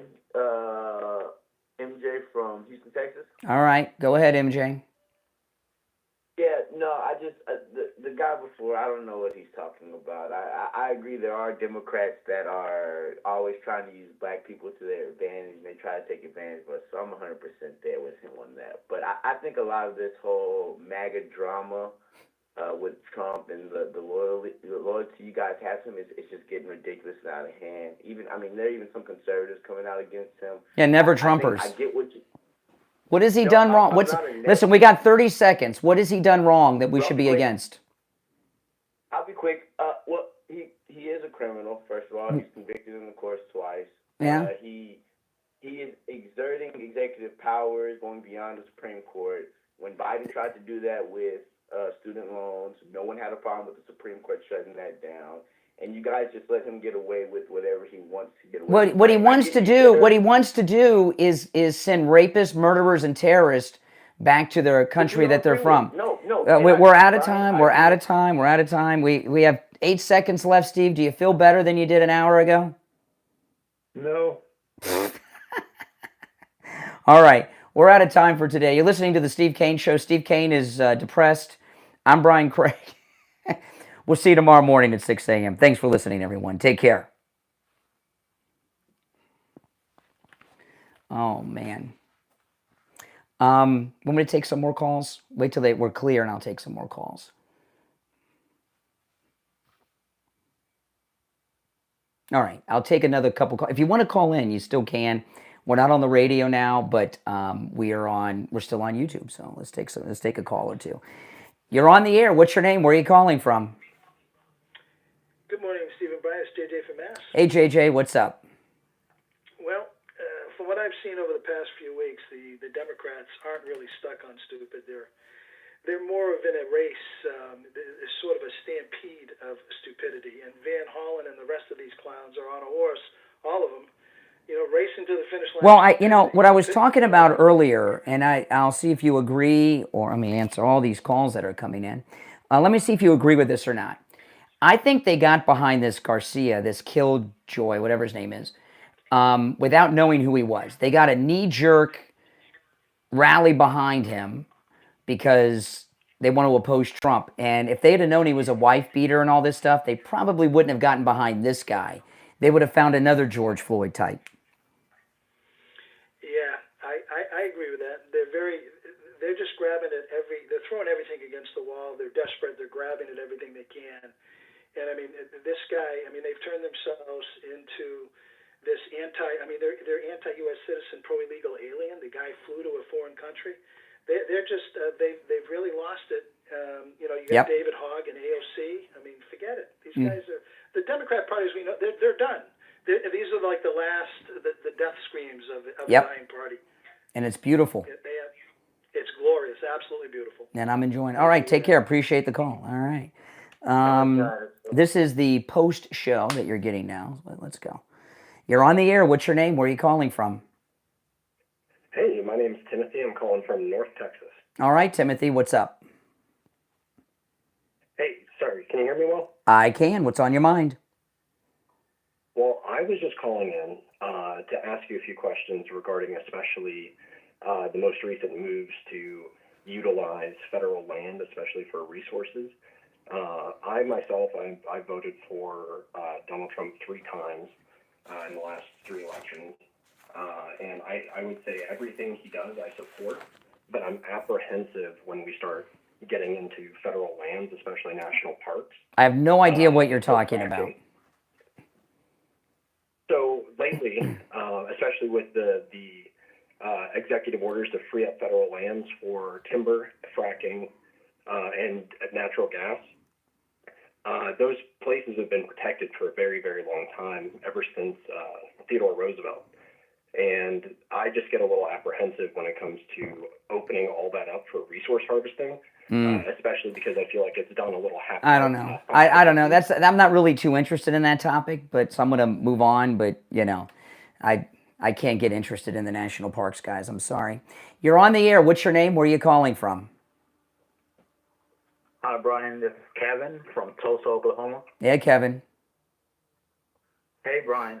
I've been listening here to the show for the past, I guess, 2 hours, and there was a point where you had a discussion with a guy saying that Phil Hegseth has some criticism with the whole signal fiasco, and you eventually, this is the guy you hung up on. I'm not him. I'm just saying it's that conversation. And so eventually you ended up making the point that, you know, we all do it. You try to compare yourself to him. I don't quite get that. I just find it. I was comparing myself to who? To Phil Hegseth. I believe it was Pete Phil Hegseth? How did I compare myself to Pete Hegseth? I don't remember doing that. Yeah. I don't know if you remember the conversation, but it's the guy you hung up on. He ended up cussing. But oh, I had to hang up on him. He used the F word. I had to hang up on him. We're on the radio. I mean, you know. I understand. But it's the main point I'm trying to make with this is that you can't compare yourself to elected officials when it comes to mistakes. The standard for elected officials and people in power is higher. Pete Hegseth. Who does Pete Hegseth answer to? Trump. Correct. Has President Trump said he did something wrong and should be let go? No. I'm pointing out the false comparison. I don't remember comparing myself to Pete Hegseth. I have no recollection of that. Tell me what I said. Maybe it wasn't Phil Hegseth who y'all were talking about. Pete Hegseth. Pete, sorry. Regardless, it's a minor point. Let me just move on to this other thing I wanted to say with regards to the invasion that you keep referring to. Now, whenever I think of an invasion, I don't think the people on the other side are allowing. They have permission to come in. What I mean by that is it's not an invasion. I know you disagree with the left, but if they are being what authority did Joe? Okay, hold on. Joe Biden let these 20 million in. What authority does the President of the United States have to let thousands of rapists and murderers into the country? See, that's an unfair characterization. No, it's not. MS-13, MS-13 and Trinidad de Agua rape and murder people, and Biden let them in. What authority does he have to let killers and rapists in? But to say all those millions of people are... I didn't say all of them. You just didn't say that. They're all criminals. They're all criminals. They're not criminals. They're in the country illegally. No, I mean, well, you know, I really don't think it's an invasion. So to apply the Aliens Act or whatever, it's kind of silly because it's not an invasion. You know, whenever I think of an invasion, I think of Pearl Harbor, I think of war, you know, going Pearl Harbor wasn't an invasion. Pearl Harbor was an attack. There was no invasion. Listen, Trinidad de Agua and MS-13 are terrorist organizations. If ISIS and Al-Qaeda sent thousands of ISIS and Al-Qaeda fighters into the United States, should the president remove them from the country, Al-Qaeda and ISIS, or not? I mean, yeah. Well, that's what he's doing. Of course. Trinidad de Agua and MS-13 are terrorist organizations. No, yeah, see, Brian, that's another mischaracterization because a terrorist organization has to do a lot with political. No, President Trump signed executive orders. To do with philosophy. President Trump signed executive orders declaring them terrorist organizations. That is U.S. policy. Official U.S. policy. Trump says. Yes, he's the president. I mean, Trump can't be wrong, no. No, but it's official. He signed the order. So he can be, delusional and. He's not delusional. Against. He can declare war against like a Ukrainian or a Russian gang, No, he can't declare war. Congress declares war. All right, appreciate the I'm sorry. appreciate the call. All right, let's see what else we got here. You're on the air. What's your name? Where are you calling from? Oh boy, you got a lot of libtards today out there. Yeah, hold on one second. Let me answer all these phones. Okay. Yeah, well, it's okay. A lot of confused people. I'm trying to help them. I don't know. Some of them don't. I agree with some of the guys. Even that Greg too. What's his name? What's that other jerky guy that calls all? I don't know. That's Jay and Renee. I think it's the same guy. They're not gonna. They just call. Greg just likes to. He likes to argue all the time. He's a waste of a call too. I don't even think he's a lawyer. Does he prove he's been a lawyer? I don't know. I mean, I don't ask callers to prove. I just take their good word for it. No. I appreciate the call. All right. You're on the air. What's your name? Where are you calling from? Oh. Hi, I'm on with you. You are on. Yes. Hey, my name is Tyler. I'm in Oklahoma. Hey, Tyler. According to my understanding of the Constitution, the 5th and 14th Amendments guarantee due process for everyone, Yeah, no I know matter that. their legal status, the crimes they've committed, things like that. So it's my understanding that deporting these 200 plus people, including Kilmar, was illegal because it was not done after due process. Well, your understanding is incorrect. With Kilmar, okay, he got his due process. You don't keep going to courts forever. In the 3 days after he was picked up on March 12th? No, he's been picked up many times over the years, and in 2019 he was ordered deported by a federal immigration judge. But things. And at that time, hold on, now he slow was down. granted legal U.S. residency. No, but since then something's happened. Okay, What's he's a member of MS-13. We know this for a That's not fact. been proven. Yeah, he's got That has not been he's got MS-13 tattoos on his fingers. Okay, that's I saw it. His hand. President Trump showed the. Prove it. It's all over the news. How can I show you on the phone? President. I have not seen a single piece Well, of I can't. credible I can't evidence help that it. proves Listen, that- I can't help that you're uninformed.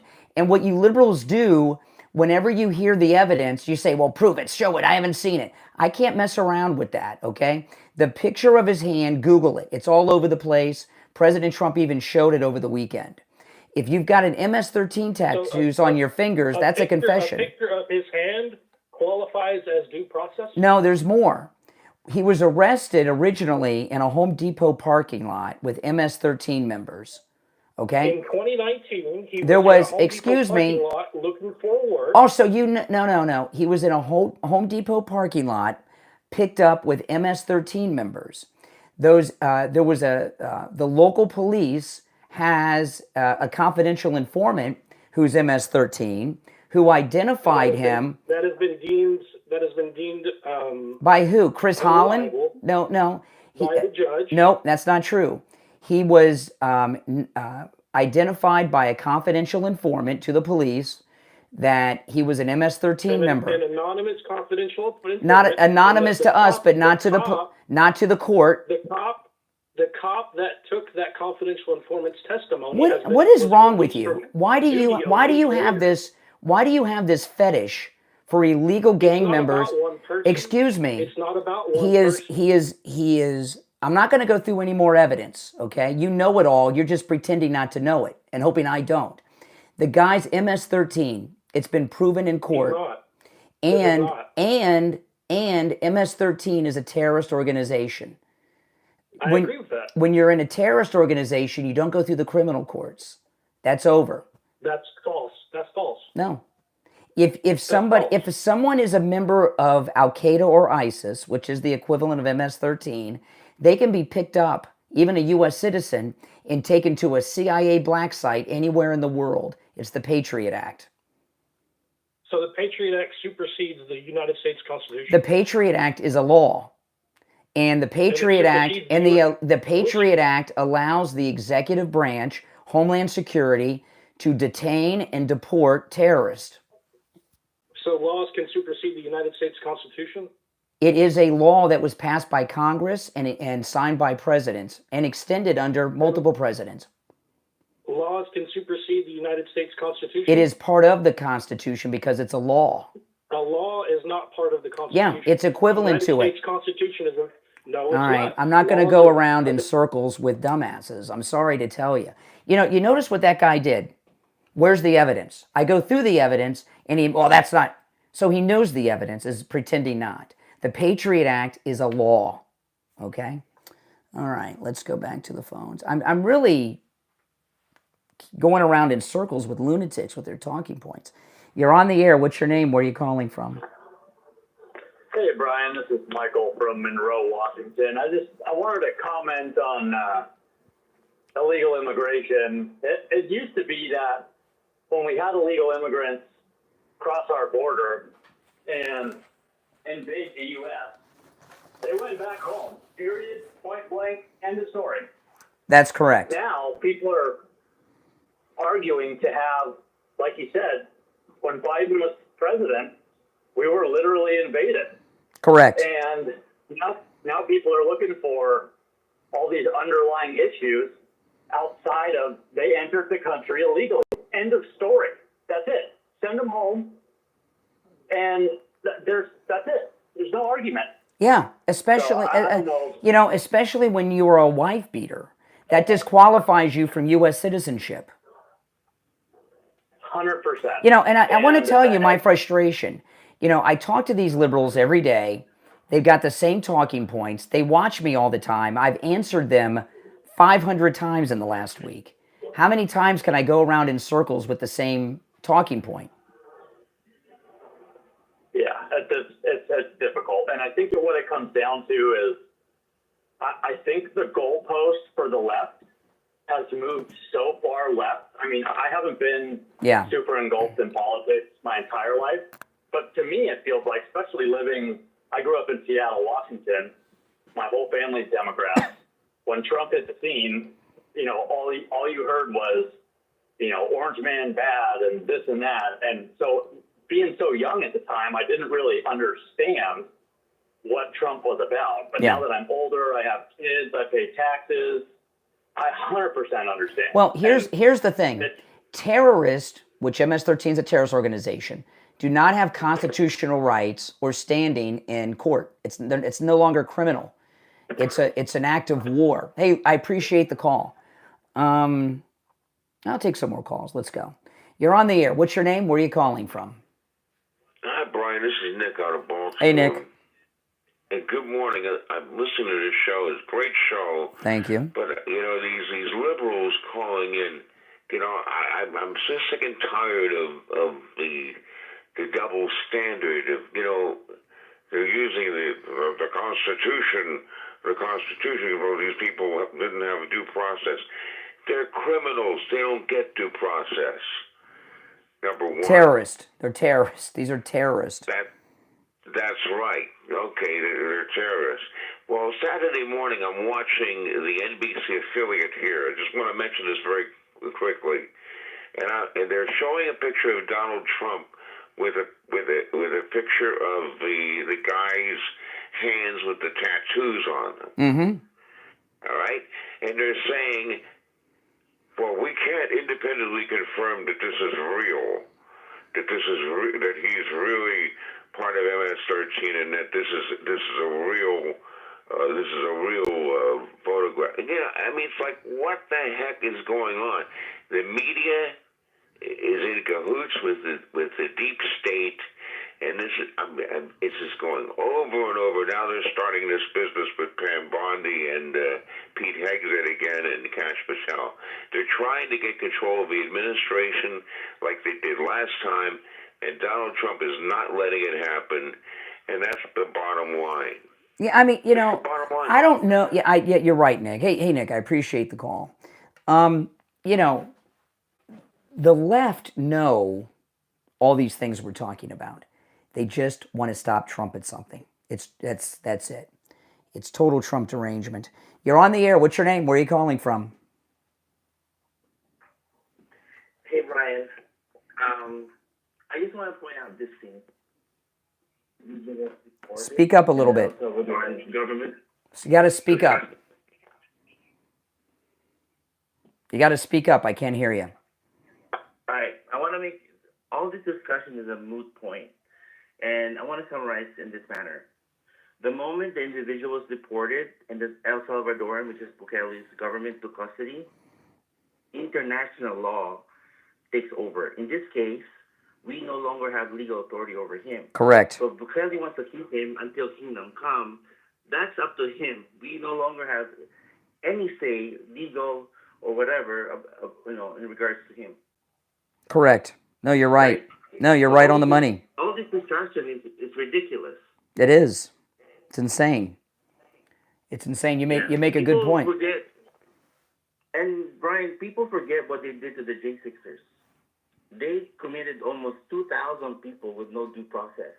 And these are grandmothers, patriots, veterans, even active police officers. Mm-hmm. Yeah. And no one did anything for them. We tried, right? Congress visited them in the detention hall. We couldn't do anything for them. And yet these people want to bring this guy back. And the fact is, it's out of our hands. Yeah, that's absolutely correct. No, you're right. Hey, listen, great call. Thanks so much. If you're on hold, hang in there. Now, this extra post-show is brought to you by Mike Lindell at MyPillow. And, of course, you can use my promo code Kane on all the specials at MyPillow.com. But I want to tell you, Mike Lindell has a new energy drink. It has no sugar, no caffeine. This can's green, so you get that, it's got green, and you're getting green screen effect. But you can see it on the screen.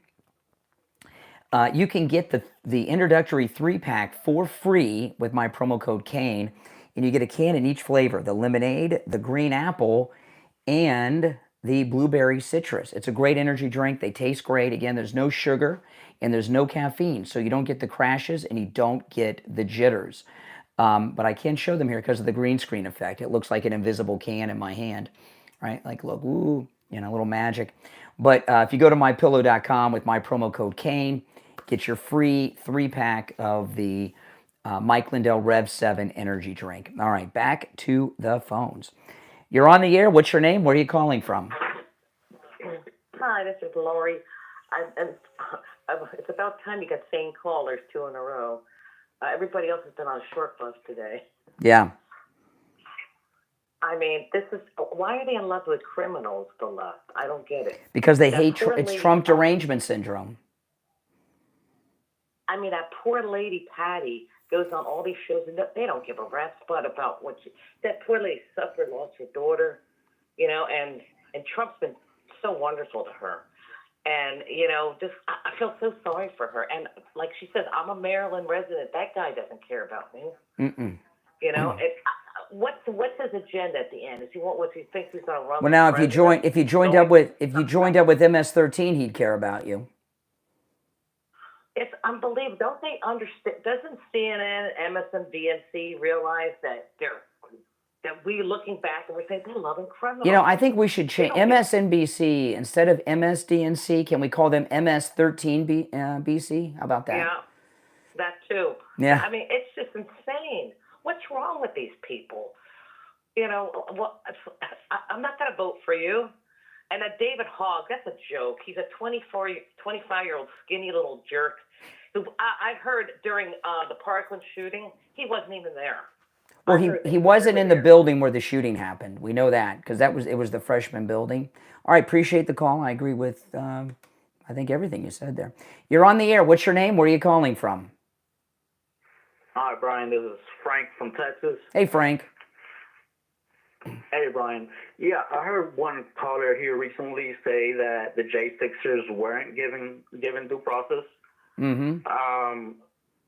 You know, Enrique Tarrio got charged the most out of anybody, and he wasn't even there at the Capitol. Correct. Is that not telling of the seriousness of the situation, of the entire situation? Well, a lot of the J6ers were not even allowed to meet in private with their attorneys.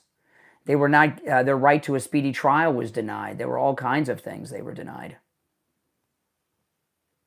Not all of them, but some of them. You're saying that you don't think Enrique Tarrio is guilty of what's being accused? I have no opinion on Enrique Tarrio. I have no opinion. Okay. I mean, I don't think conservatives. I don't think MAGA people should rally around the Proud Boys. No, the Proud Boys are the Proud Boys are probably feds, most of them. Okay. Yeah. There was just some misunderstanding that I thought that he was given that charge and convicted of it. But I mean, I also wanted to bring up the whole checks and balances thing that you mentioned earlier, because I looked up the definition of it, and it says that they all say, all the definitions that I looked into say that it's to keep one branch from being too powerful. Whatever you're reading is probably written by liberals, okay? If the president of if it's a crime, if it is a crime for the president to disobey the Supreme Court, okay? The process in our government, in our Constitution, is for the House to take up the issue, if they so decide, have hearings and a vote, and impeach him. An impeachment triggers a mandatory impeachment trial in the Senate. We've seen this happen several times, Clinton and President Trump, okay, a couple times. That's the process, okay, if he breaks the law. The Supreme Court is not his boss. The president does not answer to the Supreme Court. Through the impeachment process, he can answer to the Congress, and they can remove him from office.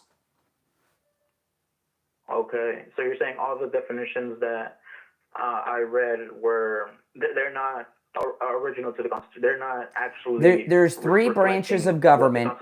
There's three branches of government that have separate powers.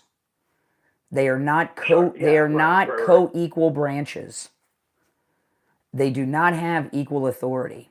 In fact, the judicial has the least. Who has the most authority? The president. The president has more authority than any of them. Who does the executive branch / the president respond to? No one. If he commits a crime, he can be impeached and then tried in the Senate, and that trial will end with a vote to remove him or not. We've had multiple impeachments: Clinton, Andrew Johnson, and Trump twice, and no president has been removed in the Senate trial. Wikipedia is written by liberals. Wikipedia is written by liberals. Okay. But couldn't you make the argument then that we've always had a king? No. In the United States then? No. Because no, we have an election every 4 years. We have an election every 4 years. Well, I guess you could say temporary kingship for 4 years. No, because a president who breaks the law can be impeached in the House and removed from office by the Senate. There's a process that could hold him accountable if he breaks the law. Right. Okay. Yeah. I just, with regards to ignoring the ruling of a judge, a Supreme Court judge. They're not his boss. It's only been twice that that's happened, and both of those instances, there was it's very, people would say, immoral. Well, one of them was the Trail of Tears. That was a product of one of the times. I don't know, but I know what's going on now. We have thousands of terrorists in this country that he's removing. By the way, thanks for the call. And it's not up for the Supreme Court to tell him he can't repel enemy terrorist. You're on the air. What's your name? Where are you calling from? Brian, can I respond to these idiots Yeah. real quick? Yeah. Okay. We had a president of the United States just recently lost an election for 4 years, was defied the Constitution of the United States by letting 20 million people into this country illegally, and he had his Secretary of Homeland Security lie in front of Congress for 4 years saying the border was closed. Everybody and his mother knew the border wasn't closed. 20 million, and they're worried about due process and one person. This guy totally, his job is to protect the people of the United States. Not only didn't he protect them with the invasion, but he flew them in here on our tax dollar dime. Everything you said is true, Richie. What they're trying to do is a couple of things. The media, the Democrats, the judges. This is an insurrection against the president. That's part of it. This is a judicial insurrection. And also, they're trying to stop him from what he's doing, the deportations, the Democrats. They're assuming they're going to win control of the Congress in the midterms, and they're setting up an impeachment again. So there's a variety of things going on here. Exactly right. And by the way, the reason the Supreme Court ruled, and they've twisted that ruling also. In other words, the one judge said no, he had to bring these people back, and he couldn't send a plane out that had the other Venezuelans on it. The Fifth Circuit didn't rule on it. President Trump said this is enough, went directly to the Supreme Court. The ruling was not against President Trump. The ruling was against the process of going back to the Fifth Court, because the problem is this. I believe the Supreme Court's going to rule in favor of President Trump. They're just kicking the can down the road. And it's just a little disgusting already how these Democrats can defend 20 million people that basically came here on a lie. They all said it was because they were persecution. No, it wasn't persecution. It was they wanted new jobs and an opportunity.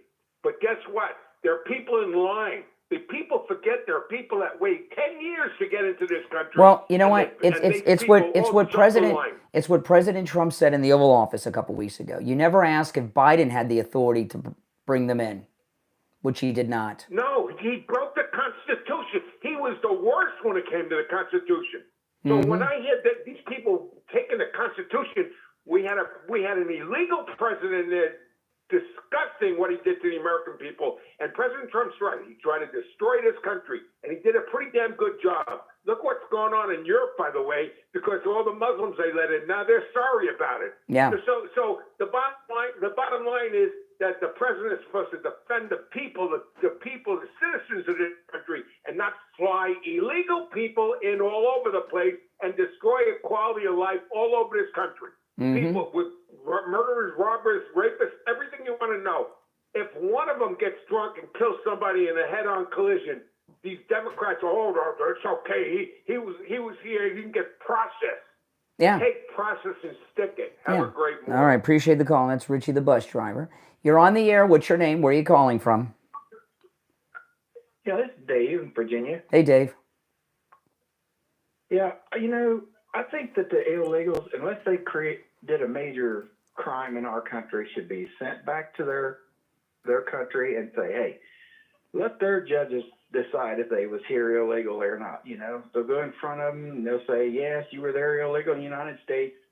Case dismissed. Next. Yeah. I mean, yeah. Stupid. It is our stupid. Tax money to try them. It is stupid. I mean, these discussions are insane that we're having. They're complete. Yeah, I mean they're just completely insane, and it makes no sense whatsoever what they're arguing. Yeah, I know it. I know. I agree with you, Brian. I mean, I may be losing my patience with some of them, but what the hell? What am I saying? I mean, wouldn't you? What are you going to do? I mean, yeah, they keep kicking a dead horse. That's awful. I mean, how many times am I going to explain the same talking point? How many times? All right, appreciate the call. Okay. All right. You're all welcome to call in. The number's pinned in the live chat. This is the after show. And before I play this, don't forget, the after show is brought to you by Mike Lindell at MyPillow. And of course, you can use our promo code Kane at checkout on any of the specials you see at mypillow.com. Again, you can get your free 3-pack introductory pack of the energy drink, the per count bed sheets, just $25, any size, any color. There's 11 different colors, and it's $25 no matter the size. So whether it's a twin, a single, a queen, a king, a California king, a split king, no matter what, just $25. Pretty good deal. I have these sheets on my guest bed. This is the premium MyPillow, just $19.98. Now this is the MyPillow. I have this pillow.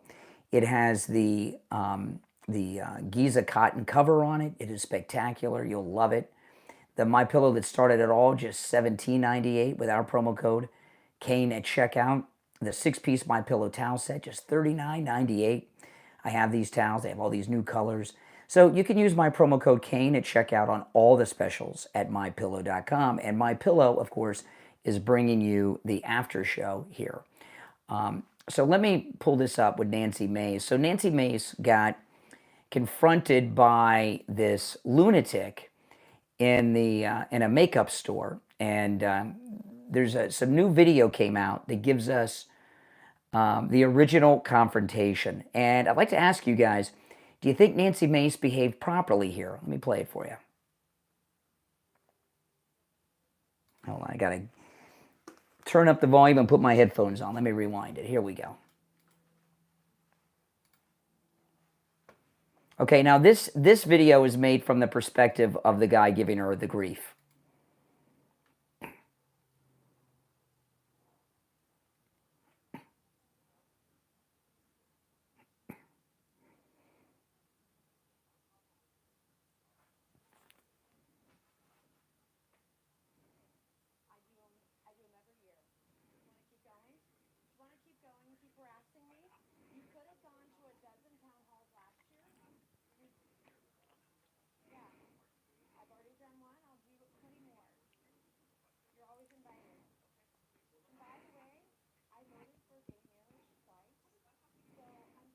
See, the guy's getting really upset that she knows he's gay, right? That's like triggered him.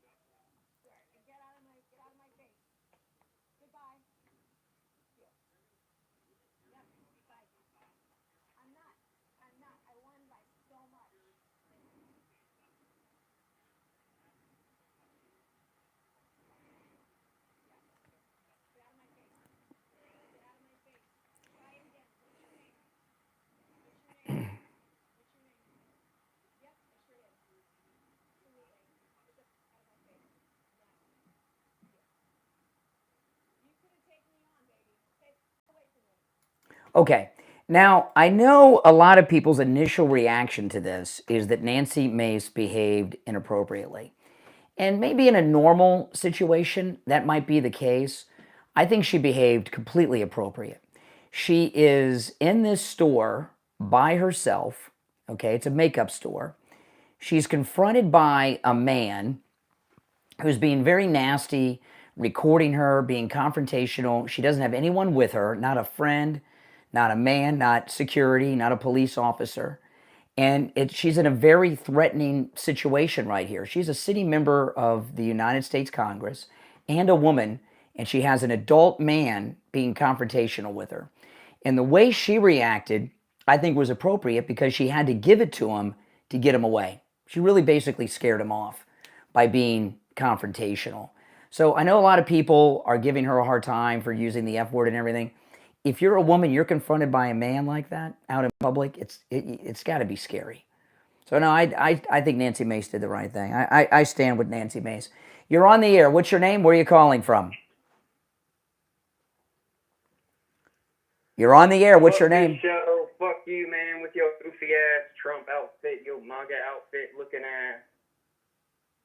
You a joke, bro. You a fucking joke. Yeah, nice language. Yeah, oh, he hung up. Oh, okay. I was going to try to have a conversation with him. I mean, my goodness.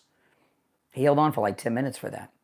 My name's Brian. This is Where MAGA Comes to Talk. Thanks, everyone, for tuning in. If you're new to my channel, this is Where MAGA Comes to Talk. Make sure that you subscribe. I'm here every day. And as you can see, I take live calls. And these calls are 100% unvetted. When people, that's why calls like that make it on. And in the after show, I don't have to dump that language. I can let it go out. When you call in, I just put you on hold. Nobody answers the phone, and I take the call cold on the air. So all the calls are totally unvetted, and I do this every day of the week. And nobody else does this, okay? And if you take issue with anything I say, you don't have to call in and drop F-bombs. Call in. You can challenge me on anything I say or do on this program, because if you call, you're going to get on the air.